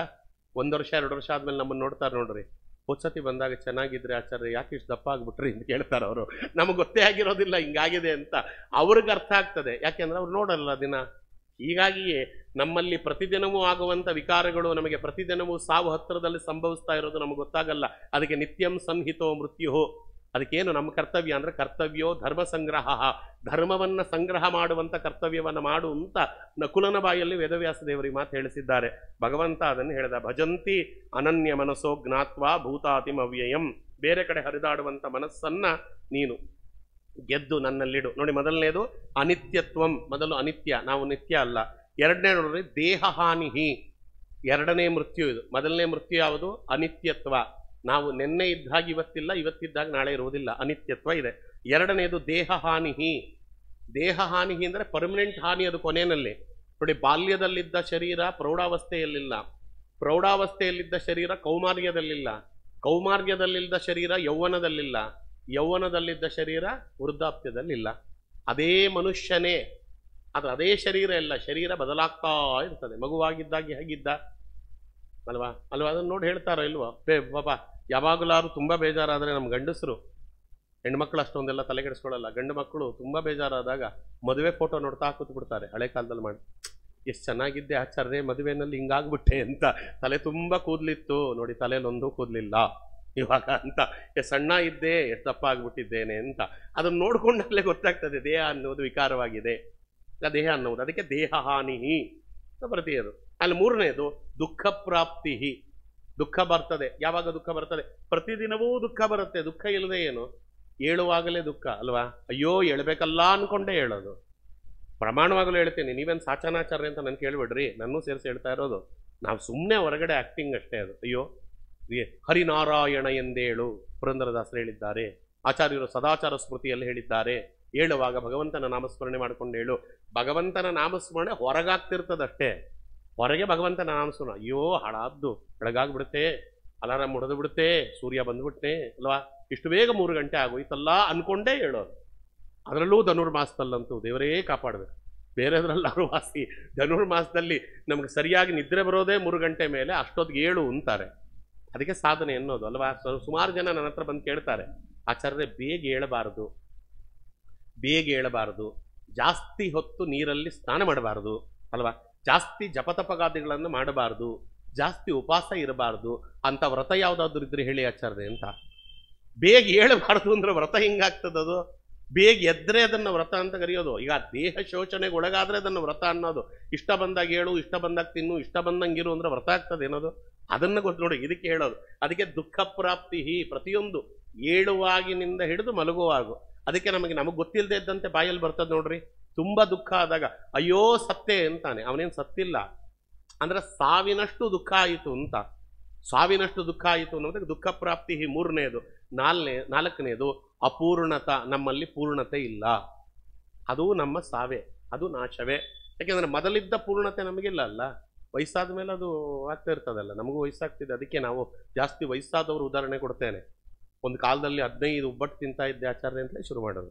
ಅರ್ಧ ತಿನ್ಲಿಕ್ಕೆ ಆಗಲ್ಲ, ಅದು ಹೇಳಿಕೊಂಡು ಹೋಗುವಾಗ ಮಾತ್ರ ಒಂದು ಕಾಲದಲ್ಲಿ ಆಚಾರ್ಯ 15 ಒಬ್ಬಟ್ಟು ತಿಂತಾ ಇದ್ದೆ, ಅಪೂರ್ಣತ. ಈಗ ಆಗಿದೆಯಲ್ವ ಅಪೂರ್ಣತ? ಮೊದಲೆಷ್ಟು ತಿಂತಿದ್ವಿ ಅಷ್ಟು ತಿನ್ಲಿಕ್ಕೆ ಆಗಲ್ಲ, ಮೊದಲು ತಿಂದಷ್ಟು ತಿಂದರೆ ಜೀರ್ಣ ಆಗಲ್ಲ, ಮೊದಲು ನಡೆದಷ್ಟು ನಡೀಲಿಕ್ಕಾಗಲ್ಲ. ಮೊದಲು ನೋಡಿದಷ್ಟು ನೋಡ್ಲಿಕ್ಕಾಗಲ್ಲ, ಕಣ್ಣು ಮಂಜಾಗ್ತದೆ, ಕಣ್ಣು ನಿದ್ದೆ ಬರ್ತದೆ ಅಲ್ವಾ. ಏನೇನು ಮೊದಲು ಮಾಡ್ತಿದ್ವು ಅದು ಯಾವುದು ನಮ್ಮ ಕೈಲಾಗ್ತಿಲ್ಲ ಅಂದ್ರೆ ಅಪೂರ್ಣತ ಅಂತಲೇ ಅರ್ಥ. ಅಲ್ಲಿಗೆ 4 ವಿಧವಾದ ನಾಶ, ಇವ್ಯಾವುದೂ ದೇವರಿಗಿಲ್ಲ ಅಂತ. ತದಾಭಾವೋ ಹರೇ ಸದಾ, ಇದು ಯಾವುದೂ ಭಗವಂತನಿಗಿಲ್ಲ ಅನ್ನುವುದನ್ನ ಇಲ್ಲಿ ಹೇಳ್ತಾರೆ. ಇದೊಂದು ವಿಶೇಷ. ಇದಾದ ಮೇಲೆ ನೋಡ್ರಿ, ಅದಕ್ಕೆ ಭಗವಂತನನ್ನ ಹೇಗೆ ಧ್ಯಾನ ಮಾಡುವುದು, ಅದಕ್ಕೊಂದು ಭಗವಂತ ಹೇಳ್ತಾನೆ, ಸತತಂ ಕೀರ್ತಯಂತೋ ಮಾಂ ಯತಂತಶ್ಚ ದೃಢವ್ರತಾಃ ನಮಸ್ಯಂತಶ್ಚ ಮಾಂ ಭಕ್ತ್ಯ ನಿತ್ಯಯುಕ್ತ ಉಪಾಸತೆ. ಸತತಂ ಕೀರ್ತಯಂತೋ ಮಾಂ, ಅದಕ್ಕೆ ಮಾಂ ಸತತಂ ರಾಘವೇಂದ್ರ ಸ್ವಾಮಿಗಳ ಅರ್ಥ ಬರೆದರು. ಕೃಷ್ಣ ಕೃಷ್ಣೇತಿ ಆದಿರೂಪೇಣ ಕೀರ್ತಯಂತಹ ಯತಂತಹ ಮತ್ಪೂಜಾದು ಯತ್ನಂ ಕುರುವಂತಹ ಅಂತ ಬಂತು. ಭಗವಂತನ ಯಾವ ನಾಮ ನಿಮಗೆ ತುಂಬ ಬಹಳ ಸುಲಭವಾಗಿ ಬಾಯಲ್ಲಿ ಬರ್ತದೋ ಆ ನಾಮವನ್ನು ಹೇಳ್ತಾ ಇರಿ. ಇದನ್ನೇನು ಹೇಳಿದ್ರಲ್ಲ, ಕೃಷ್ಣ ಕೃಷ್ಣೇತಿ ಆದಿರೂಪೇಣ ಕೀರ್ತಯಂತಹ ಯತಂತಹ. ಯತಂತ ಅಂದ್ರೆ ಕೃಷ್ಣ ಕೃಷ್ಣೇತಿ ಆದಿರೂಪೇಣ ಕೀರ್ತಿಯಂತಹ, ಕೃಷ್ಣ ಕೃಷ್ಣ ಅನ್ನುವಂತಹ ನಾಮಸ್ಮರಣೆಯನ್ನು ಮಾಡುವುದು. ಅದಕ್ಕೆ ಮಲಗಿ ಪರಮಾದರದಿ ಪಾಡಲು ಕುಳಿತು ಕೇಳುವ ಅವ್ರು ಹೇಳಿದ್ರಲ್ಲ, ಅದಕ್ಕೆ ಮಕ್ಕಳಾಡಿಸುವಾಗ ಮಡದಿಯೊಳಕ್ಕರದಿ ನಲಿವಾಗ ಗಜತುರಗ ಪಲ್ಲಕ್ಕಿ ವಾಹನಗಳೇರಿ ಮೆರೆವಾಗ ಬಿಕ್ಕುವಾಗ ಆಕಳಿಸುವಾಗ ದೇವಕಿ ತನಯನನ್ನು ನೆನೆಯುತ್ತಿಹ ನರ ಸಿಕ್ಕ ನೆಮದೂತರಿಗೆ ಆವಾವಲ್ಲಿ ನೋಡಿದರು. ಮೊದಲು ಬಾಯಲ್ಲಿ ಭಗವಂತನ ನಾಮಸ್ಮರಣೆ ಹೇಳಲಿಕ್ಕೆ ಶುರು ಮಾಡು. ಒಂಚೂರು ಏಟು ಬಿತ್ತು ಅಯ್ಯೋ ಅನ್ಬೇಡ, ನಾರಾಯಣ ಅನ್ನು, ಎಡು ಬಿದ್ದೆ ಕೃಷ್ಣ ಅನ್ನು. ಮೊದಲದು ನಮಗೆ ಗೊತ್ತಿಲ್ಲದೆ ಇದ್ದಂತೆ ಕಷ್ಟಗಳು ಬಂದಾಗ, ನೋವಾದಾಗ ಬಾಯಲ್ಲಿ ಭಗವಂತನ ನಾಮಸ್ಮರಣೆ ಬರೋದು ಅಭ್ಯಾಸ ಮಾಡಿಕೊಳ್ಬೇಕು. ಅದು ಅಭ್ಯಾಸ ಆಗ್ತಾ ಆಗ್ತಾ ಆಗ್ತಾ ಆಗ್ತಾ ಅದು ಕೀರ್ತನೆ ಆಗ್ತದೆ. ಅದನ್ನು ಮೊದಲಿಂದ ಶುರು ಮಾಡಿದ್ದು. ಅದಕ್ಕೆ ಸತತಂ ಅಂದ್ರೆ ಅದೇ ಅರ್ಥ. ಕೀರ್ತಯಂತೋ ಮಾಂ ಕೃಷ್ಣ ಕೃಷ್ಣೇತಿ ಆದಿರೂಪೇಣ ಕೀರ್ತಿಯಂತಹ, ಮೊದಲು ಒಂದೊಂದು ರೂಪ, ಅದಾದ ಮೇಲೆ ಯತಂತಹ ಮತ್ಪೂಜಾದೌ ಯತ್ನಂ ಕುರುವಂತಹ, ಯತಂತಶ್ಚ ದೃಢವ್ರತಃ. ನಮಗಾಗದೆ ಹೋದರೂ ಯತ್ನಪೂರ್ವಕವಾಗಿ ದೇವರ ಪೂಜೆ ಮಾಡಬೇಕು. ಭಗವಂತನ ಪೂಜೆ ಮಾಡುವಾಗ ಎಷ್ಟೆಲ್ಲ ನಮಗೆ ಅನುಕೂಲ ಆಗ್ತದೆ ಬಿಡ್ರಿ. ನೋಡಿ, ಭಗವಂತನ ಪೂಜೆ ಆಗುವಷ್ಟು ಹೊತ್ತು ಕೂಡಬೇಕಾ? ಮೊದಲು ಕೂಡಬೇಕು. ಆಮೇಲೆ ನೀವು ಸಂಪುಟ ತೆಗಿಬೇಕು, ಒಳಗಿರ್ತಕ್ಕಂತಹ ಸಾಲಿಗ್ರಾಮಾದಿಗಳನ್ನು ತೆಗೆದು ಸೂತ್ರದ ಮೇಲೆ ಇಟ್ಟುಕೊಳ್ಬೇಕು. ಅದಕ್ಕೆ ಅಂತ ಕಲಶದಲ್ಲಿ ನೀರು ತುಂಬ್ಕೋಬೇಕು. ಎಷ್ಟಿದೆ ವ್ಯವಸ್ಥೆ? ಗಂಧ ತೆಯ್ಯಬೇಕು ಅಲ್ವಾ, ಅದಾದ ಮೇಲೆ ಅಕ್ಷತೆ ತೆಯ್ಯಬೇಕು. ನಮ್ಮಲ್ಲಿ ಇದೇ ಪ್ರಾಬ್ಲಮ್ ಆಚಾರ್ಯ, ಗಂಧ ತೆಯ್ಯುವಾಗ ತೋಳೆಲ್ಲ ಬಿದ್ದೋಗ್ತದೆ ಆಚಾರ್ಯ, ಹಳಾದ್ದು ಅಂದ್ಕೊಂಡೇ ಮಾಡ್ತಾರೆ. ಅದಕ್ಕೆ ನಾನು ಅವ್ರಿಗೆ ಹೇಳ್ತೇನೆ, ಗಂಧ ತೆಯ್ಯುವಾಗ ಯಾಕೆ ನೀವು ಹಂಗೆ ಅನ್ಕೊಳ್ತೀರಿ? ಗಂಧವನ್ನು ಹೀಗೆ ತೆಯ್ತೀರಲ್ಲ, ತೆಯ್ಯುವಾಗ ನಾನು ಭೂ ಪ್ರದಕ್ಷಿಣೆ ಮಾಡ್ತಾ ಇದ್ದೇನೆ ಅನ್ಕೊಂಡು ತೆಯ್ಯಿರಿ. ಹೆಣ್ಮಕ್ಳಿಗೂ ಹೇಳೋದಷ್ಟೇ, ದೋಸೆ ಮಾಡಿ ಮಾಡಿ ಸಾಕಾಗೋಯ್ತು ಆಚಾರ್ಯ, ದೋಸೆಯನ್ನು ಹೀಗೆ ತಿರುಗುವಾಗ ಭಗವಂತನ ಪ್ರದಕ್ಷಿಣೆ ಮಾಡ್ತಾ ಇದ್ದೇನೆ ಅನ್ಕೊಂಡು ತಿರುವಿರಿ, ನಮಗೆ ದುಃಖ ಆಗುವುದಿಲ್ಲ.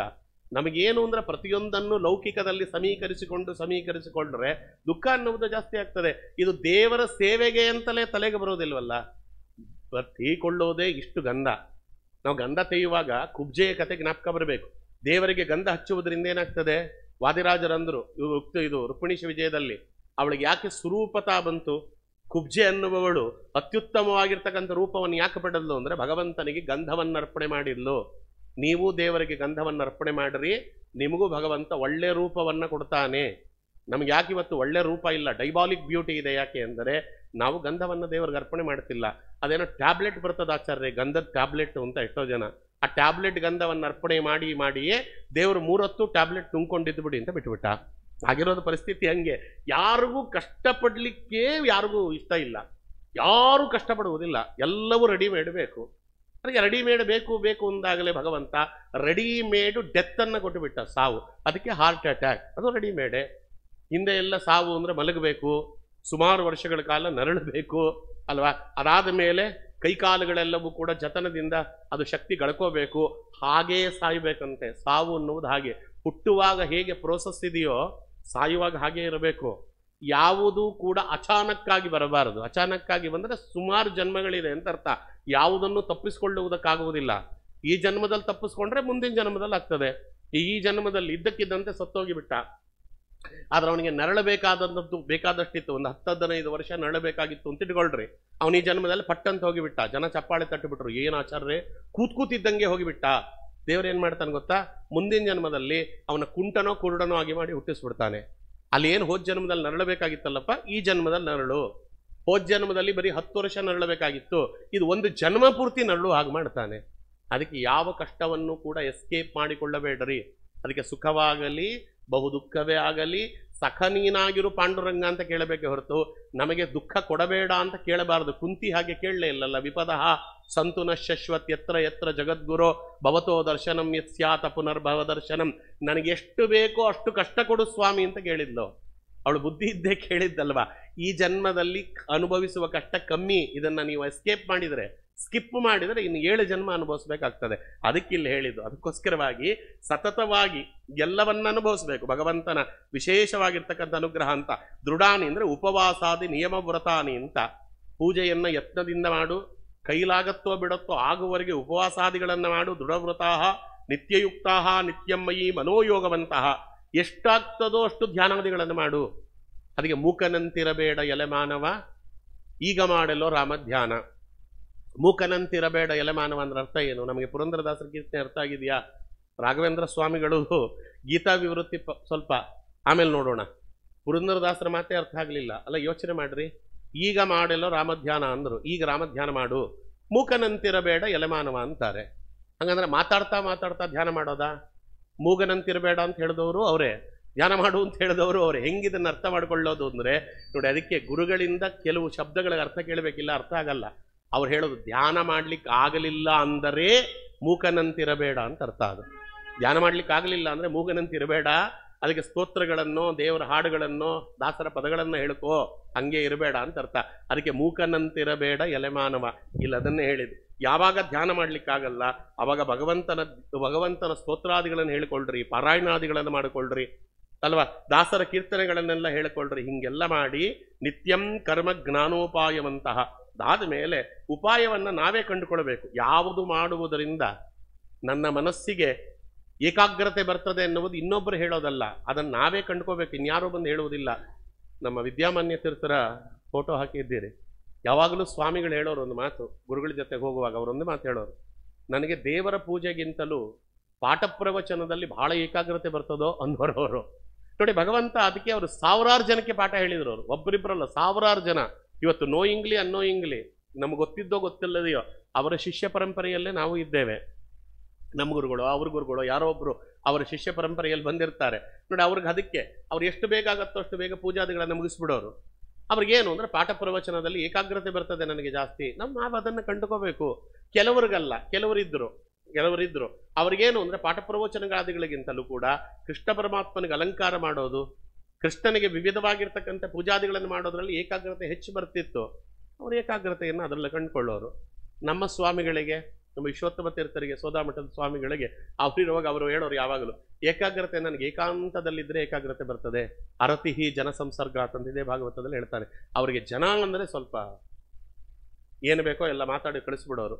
ಒಬ್ಬರೇ ಇದ್ದಾಗ ಮಾತ್ರ, ಯಾರೋ ಒಬ್ಬರು ಇಬ್ಬರು ಇದ್ದಾಗ ಮುಕ್ತವಾಗಿ ಅವ್ರಿಗೇನು ಅನುಭವಿಸಿದ್ದಾರೆ ಆ ಅನುಭವಗಳು, ಆಮೇಲೆ ನಾವು ಏನು ಪ್ರಶ್ನೆ ಕೇಳ್ತೀವಿ ಅದಕ್ಕೆ ವಿಸ್ತೃತವಾಗಿ ಅರ್ಥ. ಅವರಿಗಿದ್ದ ಜ್ಞಾನ ಇದೆಯಲ್ಲ, ನಮ್ಮ ಸಮಾಜಕ್ಕೆ ಅವ್ರಿಗೆ ಎಷ್ಟು ಜ್ಞಾನ ಇತ್ತು ಅಂತಲೇ ಗೊತ್ತಾಗಲಿಲ್ಲ. ಯಾರೋ ಅವರ ಹತ್ತಿರದಲ್ಲಿ ಇದ್ದವರು, ನಮ್ಮ ಗುರುಗಳು ಒಡನಾಡಿಗಳಾಗಿದ್ವಿ, ಅವ್ರ ಹತ್ತಿರದಲ್ಲಿ ಇದ್ವಿ, ನಮಗದರ ಪರಿಚಯ ಇದೆ ಹೊರತು ಪ್ರಪಂಚಕ್ಕೆ ಅವರ ವಿದ್ಯೆಯ ಪರಿಮಿತಿಯ ಪರಿಚಯವೇ ಇಲ್ಲದೆ ಇದ್ದಂಗೆ ಹೋಯ್ತು.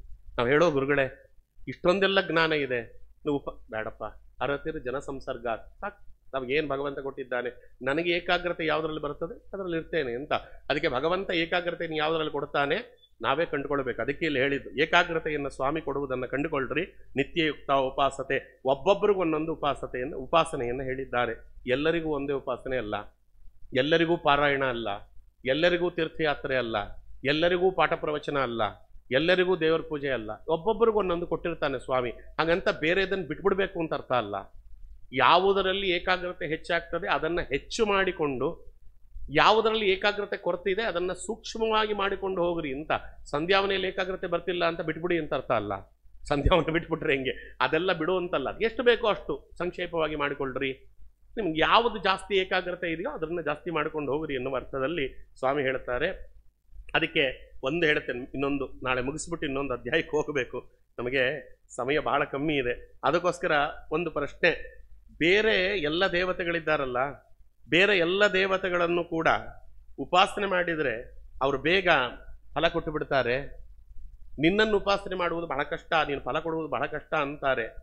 ಅದಕ್ಕೆ ಏನು ಉತ್ತರ ಅಂದರೆ ಭಗವಂತ 2 ಶ್ಲೋಕದಲ್ಲಿ ಅದಕ್ಕೆ ಉತ್ತರ ಕೊಡ್ತಾನೆ.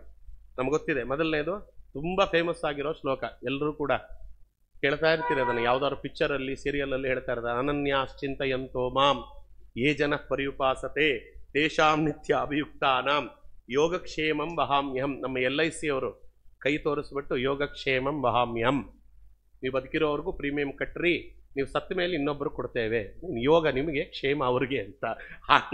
ಹಂಗಲ್ಲ, ಇದು ಶ್ಲೋಕ ಎಷ್ಟು ಚೆನ್ನಾಗಿದೆಯೋ ಅಷ್ಟು ಅರ್ಥ ಅಷ್ಟು ಸುಲಭವಾಗಿಲ್ಲ. ಅನನ್ಯಾಶ್ಚಿಂತಯಂತೋ ಮಾಂ, ರಾಘವೇಂದ್ರ ಸ್ವಾಮಿಗಳು ಒಂದು ಪುಟ ಬರೆದ್ರು ಅರ್ಥ ಇದಕ್ಕೆ. ಅನನ್ಯ ಅಂದ್ರೆ ಏನು?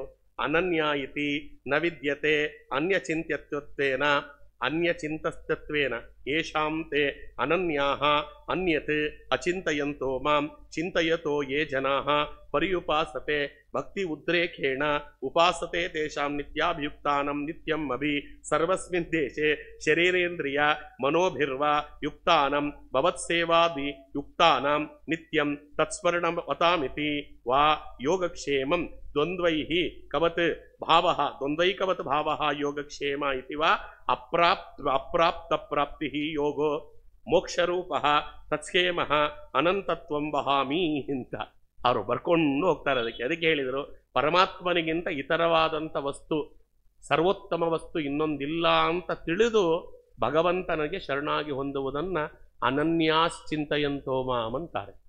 ಅದಕ್ಕೆ ಇನ್ನೊಂದು ಅರ್ಥ ವಾದಿರಾಜರು ಹೇಳಿದ್ದು, ಅನ ಅಂದರೆ ಅನಚೇಷ್ಟಾಯಾಮ್ ಅಂತ ಧಾತು. ಅನ ಅಂದರೆ ಪ್ರಾಣದೇವರು, ಮುಖ್ಯ ಪ್ರಾಣದೇವರು ಅಂತ. ಅನನ್ಯ ಅಂದರೆ ಮುಖ್ಯ ಪ್ರಾಣದೇವರು ತೋರಿಕೊಟ್ಟ ಹಾದಿಯಲ್ಲಿ ಅಂತ ಅರ್ಥ. ಹೆಂಗೆಂಗೋ ಚಿಂತನೆ ಮಾಡಬೇಡ್ರಿ, ಮುಖ್ಯ ಪ್ರಾಣದೇವರು ಹೇಗೆ ಚಿಂತನೆ ಮಾಡಬೇಕು ಅಂತ ತೋರಿಕೊಟ್ಟಿದ್ದಾರೆ, ಅದರಂತೆ ಚಿಂತನೆ ಮಾಡುವುದಕ್ಕೆ ಅನನ್ಯಾಶ್ಚಿಂತಯಂತೋ ಮಾಂ.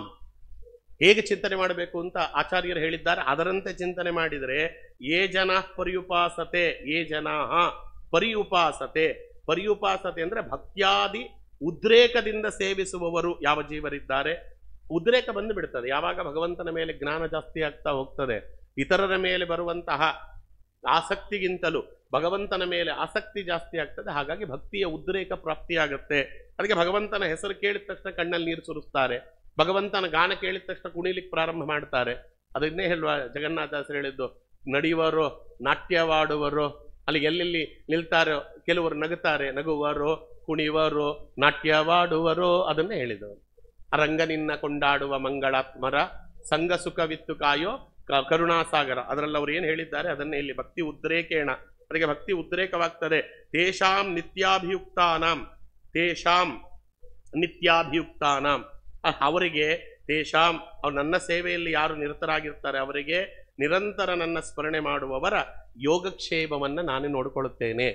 ಯೋಗಕ್ಷೇಮ ಅನ್ನುವುದಕ್ಕೆ ಅರ್ಥ ಬರೆದವರು ರಾಯರು, ಅಪ್ರಾಪ್ತ ಪ್ರಾಪ್ತಿ ಯೋಗ ಮುಕ್ತಿರೂಪ ಅಥವಾ ಮೋಕ್ಷರೂಪ. ನಮಗೆ ನಿಜವಾಗಿ ಪ್ರಾಪ್ತವಾಗಬೇಕಾದದ್ದೇನು? ಮೋಕ್ಷ. ಅದನ್ನ ಕೊಡುವ ನಿಟ್ಟಿನಲ್ಲಿ ಏನು ಬೇಕೋ ಅದನ್ನ ತಂದು ಕೊಡ್ತಾನೆ ಸ್ವಾಮಿ ಅಂತ ಅರ್ಥ. ಇನ್ನೇನು ಯೋಗ ಹೊಡಿತು ನೋಡಿ ಆಚಾರ್ಯ ನಿಮಗೆ ಅಂದ್ರೆ ಲಾಟರಿ ಹೊಡಿತು, ಅದನ್ನೆಲ್ಲ ಯೋಗ ಅಂತ ಕರೀಲಿಲ್ಲ. ಅದಕ್ಕೆ ನಮ್ಮ ಹಿಂದೆ ದೊಡ್ಡವರು ಕೂತಿದ್ದಾರೆ, ನಮ್ಮ ಹೆಣ್ಮಕ್ಳು ಗೊತ್ತಿರ್ತದೆ, ಕಾಗದ ಬರೆಯುವಾಗ ಇಲ್ಲಿ ನಾವೆಲ್ಲರೂ ಕ್ಷೇಮ, ಅಲ್ಲಿ ನಿಮ್ಮ ಯೋಗಕ್ಷೇಮಕ್ಕಾಗಿ ಕಾಗದ ಬರೆಯುವುದು ಅಂತ ಬರೆಯೋರು ಹಿಂದೆ. ಇವತ್ತು ಯೋಗವೂ ಇಲ್ಲ ಕ್ಷೇಮವೂ ಇಲ್ಲ, ಎಲ್ಲ ವಾಟ್ಸಪ್ ಬಂದು ಎಲ್ಲ ತಿಂದಾಕಿ ಬಿಡ್ತು ಇವಾಗ. ಅದಕ್ಕೋಸ್ಕರ ಯಾವುದೂ ಇಲ್ಲ. ಯೋಗ ಅಂದ್ರೆ ಅದು. ಯೋಗ ಅಂದ್ರೆ ಹಾಗೆ, ನೀವು ಮುಕ್ತಿಗೆ ಯೋಗ್ಯವಾದಂಥ ಸಾಧನೆ ಮಾಡ್ಕೋತಿದ್ದೀರಾ ಅಂತ ಕೇಳೋದು. ಯೋಗಕ್ಷೇಮ ಅಂದ್ರೆ ಅದೇ, ಮುಕ್ತಿಗೆ ಯೋಗ್ಯವಾದ ಸಾಧನೆಯನ್ನ ಮಾಡ್ಕೋತಿದ್ದೀರಾ. ಕ್ಷೇಮ ಅಂದ್ರೆ ಏನು? ಇದುವರೆಗೆ ಮಾಡಿದಂಥ ಸಾಧನೆಯನ್ನ ಉಳಿಸ್ಕೊಂಡಿದ್ದೀರಾ ಅಂತ ಅರ್ಥ.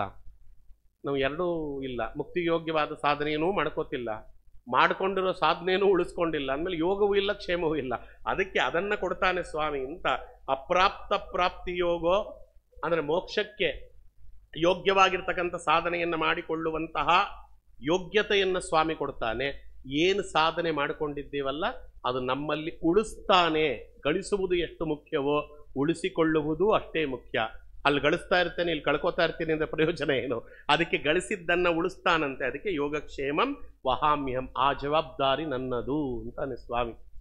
ನಾನು ಅಪ್ರಾಪ್ಯ ಪ್ರಾಪ್ತಿ, ಯಾವುದು ನಿನಗೆ ಪ್ರಾಪ್ತವಾಗಬೇಕೋ, ಯಾವುದು ಪ್ರಾಪ್ತವೇ ಆಗುವುದಿಲ್ಲ ಅಂತ ಅದರ ಮೇಲೆ ನೀನು ಆಸೆ ಬಿಟ್ಟಿದ್ದೀಯೋ ಅಂತಹ ಮೋಕ್ಷಕ್ಕೆ ಯೋಗ್ಯವಾದಂತಹ ಸಾಧನಾದಿಗಳನ್ನು ಮಾಡಿಸ್ತೇನೆ. ಅಪ್ರಾಪ್ತ ಪ್ರಾಪ್ತಿ ಯೋಗೋ ಮೋಕ್ಷ ರೂಪ. ಯಾವ ಸಾಧನೆಯನ್ನು ಮಾಡಿದ್ದಿ ಅದನ್ನು ಉಳಿಸ್ತೇನೆ, ಜನ್ಮ ಜನ್ಮಕ್ಕೆ ಬೆಳೆಸ್ತೇನೆ. ಅದನ್ನು ಉಳಿಸ್ತಾನೆ ಸ್ವಾಮಿ. ಕ್ಷೇಮಃ ಅನಂತತ್ವಂ ವಹಾಮಿ, ಅದನ್ನು ಅನಂತವಾಗಿ ಮಾಡ್ತಾನೆ. ನಾವು ಮಾಡುವ ಸಾಧನೆಯಿಂದ ಮೋಕ್ಷಕ್ಕೆ ಹೋಗ್ಲಿಕ್ಕಾಗಲ್ಲ. ಮಾಡಿದ ಸಾಧನೆಯನ್ನು ದೇವರಿಗೆ ಅರ್ಪಿಸಿದರೆ ದೇವರದನ್ನು ಅನಂತ ಮಾಡಿ ಕೊಡ್ತಾನೆ. ಅನಂತ ಮಾಡಿ ಕೊಟ್ಟ ಮೇಲೆ ಅದರಿಂದ ನಮಗೆ ಉಪಯುಕ್ತವಾಗ್ತದೆ, ಇಲ್ಲ ಅಂದ್ರೆ ಇಲ್ಲ. ಅಲ್ವಾ? ಕೊನೆಯಲ್ಲಿ ಒಂದು ಮಾತು ಹೇಳ್ತೇನೆ, ನಾಳೆ ಇದರ ಅರ್ಥ ನೋಡೋಣ, ಸ್ವಲ್ಪ ಇದರ ಅರ್ಥ ನೋಡಬೇಕು. ಯಾಕೆಂದ್ರೆ ಈ ಅಧ್ಯಾಯದಲ್ಲಿ ಕಿರೀಟಪ್ರಾಯವಾಗಿರ್ತಕ್ಕಂತಹ ಶ್ಲೋಕ ಇದು. ಇದೊಂದಾದ ಮೇಲೆ 3-4 ಶ್ಲೋಕ ಇದೆ, ಅದು ಮುಗಿಸಿ ಮುಂದಿನ ಅಧ್ಯಾಯಕ್ಕೆ ಹೋಗಿಬಿಡೋಣ. ಸುಮಾರು ಜನಕ್ಕೆ ಈ ಶ್ಲೋಕ ಗೊತ್ತಿದೆ. ಪತ್ರಂ ಪುಷ್ಪಂ ಫಲಂ ತೋಯಂ ಯೋಮೇ ಭಕ್ತ್ಯಾ ಪ್ರಯಚ್ಛತಿ ತದಹಂ ಭಕ್ತ್ಯಾ ಉಪಹೃತಂ ಅಷ್ಟಾಮಿ ಪ್ರಿಯತಾತ್ಮನಃ. ಈಗ ಯೋಚನೆ ಮಾಡ್ರಿ, ಪತ್ರಂ ಪುಷ್ಪಂ ಫಲಂ ತೋಯಂ ಅಂದ್ರೆ ಏನರ್ಥ? ಇದನ್ನ 4 ರೀತಿಯಲ್ಲಿ ಇದಕ್ಕೆ ಅರ್ಥ ಹೇಳ್ತಾರೆ. ನಾಳೆ ನೋಡೋಣ ಅದನ್ನ. ಯಾಕೆಂದ್ರೆ ಸುಮಾರು ಜನಕ್ಕೆ ಅದೊಂದು ತಪ್ಪು ಕಲ್ಪನೆ ಇದೆ. ಪತ್ರ ಅಂದ್ರೆ ಏನು? ಪತ್ರ ಅಂದ್ರೆ ಏನು? ಹಾಗಲಕಾಯಿ ಪತ್ರನೋ ಅಥವಾ ಎಕ್ಕದೆಲೆ ಪತ್ರ ತಗೊಂಬಂದಿಟ್ಬಿಡೋಣ ದೇವರಿಗೆ? ಪುಷ್ಪಂ ರಾತ್ರಿ ರಾಣಿ ಡೇರ ಹೂವು ಅಂತ ಏನೇನೋ ಬರ್ತದೆ, ಅದನ್ನು ತಂದು ಕೊಟ್ಬಿಡ್ಬೋದ ದೇವರಿಗೆ? ಪುಷ್ಪಂ. ಫಲಂ ಹುಣಸೆ ಹಣ್ಣನ್ನು ಇಟ್ಬಿಡೋಣ, ಫಲಂ ಅಲ್ವಾ ಅದು? ತೋಯಂ ಬಿಸ್ಲರಿ ವಾಟರ್ ಕೊಟ್ಬಿಟ್ರೆ ಆಯ್ತಾ? ಹಾಗಾದ್ರೆ ಒಂದು ಎಕ್ಕದೆಲೆ ಅಲ್ವಾ? ಅದಾದ್ಮೇಲೆ ಪತ್ರ ಪುಷ್ಪಂ, ಒಂದು ಬೇರೆ ಹೂವು ಆಯ್ತಾ, ಒಂದು ಹುಣಸೆ ಹಣ್ಣು, ಒಂದು ಬಿಸ್ಲರಿ ವಾಟರ್ ದೇವರಿಗೆ ಇಟ್ಟುಬಿಟ್ರೆ ದೇವರ ಮೋಕ್ಷ ಕೊಟ್ಬಿಡ್ತಾನಂತ ಆಚಾರ್ಯ. ಅಂದ್ರೆ ಅಷ್ಟು ಸುಲಭವಾಗಿ ಮೋಕ್ಷ ಆಗೋಗಿದ್ದಿದ್ರೆ ಎಲ್ಲರೂ ಮೋಕ್ಷಕ್ಕೆ ಹೋಗಿಬಿಡೋರು. ಹಾಗಾದ್ರೆ ಪತ್ರ ಅಂದ್ರೆ ಏನು? ಪುಷ್ಪ ಅಂದ್ರೆ ಏನು? ಫಲ ಅಂದ್ರೆ ಏನು? ತೋಯ ಅಂದ್ರೆ ಏನು? ನಾವಂದುಕೊಂಡಂಥ ಫಲಪುಷ್ಪಗಳ ಬಗ್ಗೆ ಸ್ವಾಮಿ ಮಾತಾಡುವುದೇ ಇಲ್ಲ. ನಾವಂದುಕೊಂಡದ್ದು ಬೇರೆ, ಅದು ಭಗವದ್ಗೀತೆಯಲ್ಲಿ ಉಕ್ತವಾಗಿದೆ ಅಂದ್ರೆ ಬೇರೆ. ಯಾಕೆಂದ್ರೆ ಬೇರೆ ಎಲ್ಲರೂ ಕೂಡ, ಎಲ್ಲ ದೇವತೆಗಳು ಬಹಳ ಸುಲಭವಾಗಿ ಒಲಿತಾರೋ ಸ್ವಾಮಿ, ನೀನು ಬಹಳ ಕಷ್ಟ ಅಂತೆ ಒಲಿಯೋದು ಒಂದಿದ್ದಕ್ಕೆ ಭಗವಂತ ಈ ಉತ್ತರ ಕೊಟ್ಟ. ನಾನು ಬಹಳ ಸುಲಭ ಒಲಿಯುವುದು, ನನಗೆ ಪತ್ರ ಪುಷ್ಪ ಫಲಂ ತೋಯಂ ಕೊಡ್ರಿ, ಒಲ್ದು ಬಿಡ್ತೇನೆ. ಹಾಗಾದ್ರೆ ಪುಷ್ಪ ಯಾವುದು, ಪತ್ರ ಯಾವುದು, ಫಲ ಯಾವುದು, ತೋಯ ಯಾವುದು? ಅದನ್ನು ನೋಡೋಣ. ಸುಮಾರು 26ನೇ ಶ್ಲೋಕ ಇದಾದ್ಮೇಲೆ ಒಂದು 4 ಶ್ಲೋಕ ಇದೆ. ಅದನ್ನು ಮುಗಿಸಿಬಿಟ್ಟು 10ನೇ ಅಧ್ಯಾಯಕ್ಕೆ ಅವನ ಪ್ರವೇಶ ಮಾಡೋಣ ಅಂತ ಹೇಳ್ತಾ ಇವತ್ತಿನ ಪ್ರವಚನಕ್ಕೆ ಸರ್ವೇಂದ್ರ ಪ್ರೇರಕೇನ ಪ್ರಾಣಪತಿ ನೇರಿತಃ ಯದವೋಚ ಮಹಂತೇನ ಪ್ರಿಯತಾಂ ಕಮಲ. ಕೃಷ್ಣ ಅರ್ಪಣ.